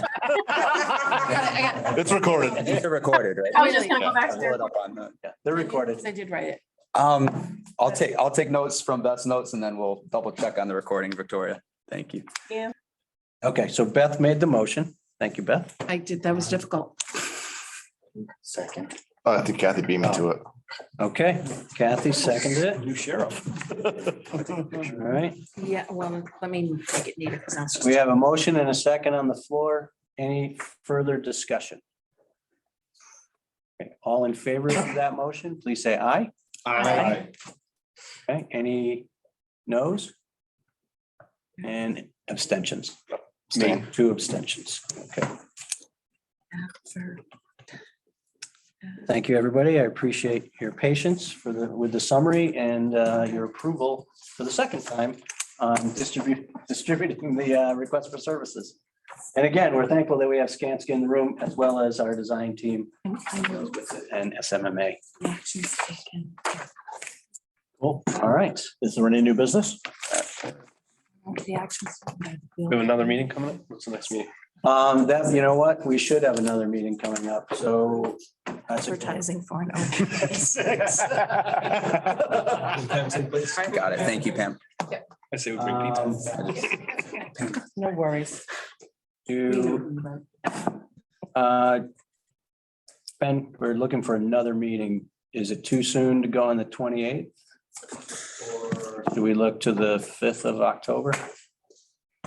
So we had discussed with our SLT going every 2 weeks. I don't know, do you guys, That works. so it would be what, the 29th? Is that too soon? That's what I'm asking you. That's what we rolled out with our SLT. I thought that's what we would move forward with. Even if it is a little bit repetitive or Well, just but a check-in. It's gonna be after the 9. Shorter meeting. Sure, and that would be. That would be good. But I think we would like to, Yeah. I think we would like to set it in motion though, just every 2 weeks. Okay. Right now, right? Or no, just Yes. we'll revisit once we get there. So We're awfully. let me close. ask you a question though. Which day is best for people? Wednesdays or Thursdays? For me, Thursdays, but. Thursdays. Okay. Tyler? I mean, I got some soccer games coming up on the 13th, just saying. What day of the week is that? That's a Thursday. Sorry. What But time? we were thinking 4 o'clock because even though we didn't get a lot of the community today, it was mentioned the last time we had community members here is that we moved it to 2:30, that they couldn't get here. I So can't we get figured 4 o'clock and we could put community participation towards the end of the meeting. That gives them a chance to get here. Thursday's really the only day, but Friday, but I can do it. All right, Thursday it is. Say it is. See how important you are, Glenn. That's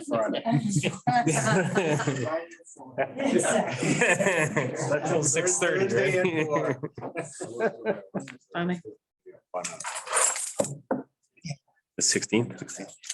29th. Yes, don't listen to me. I was a month away.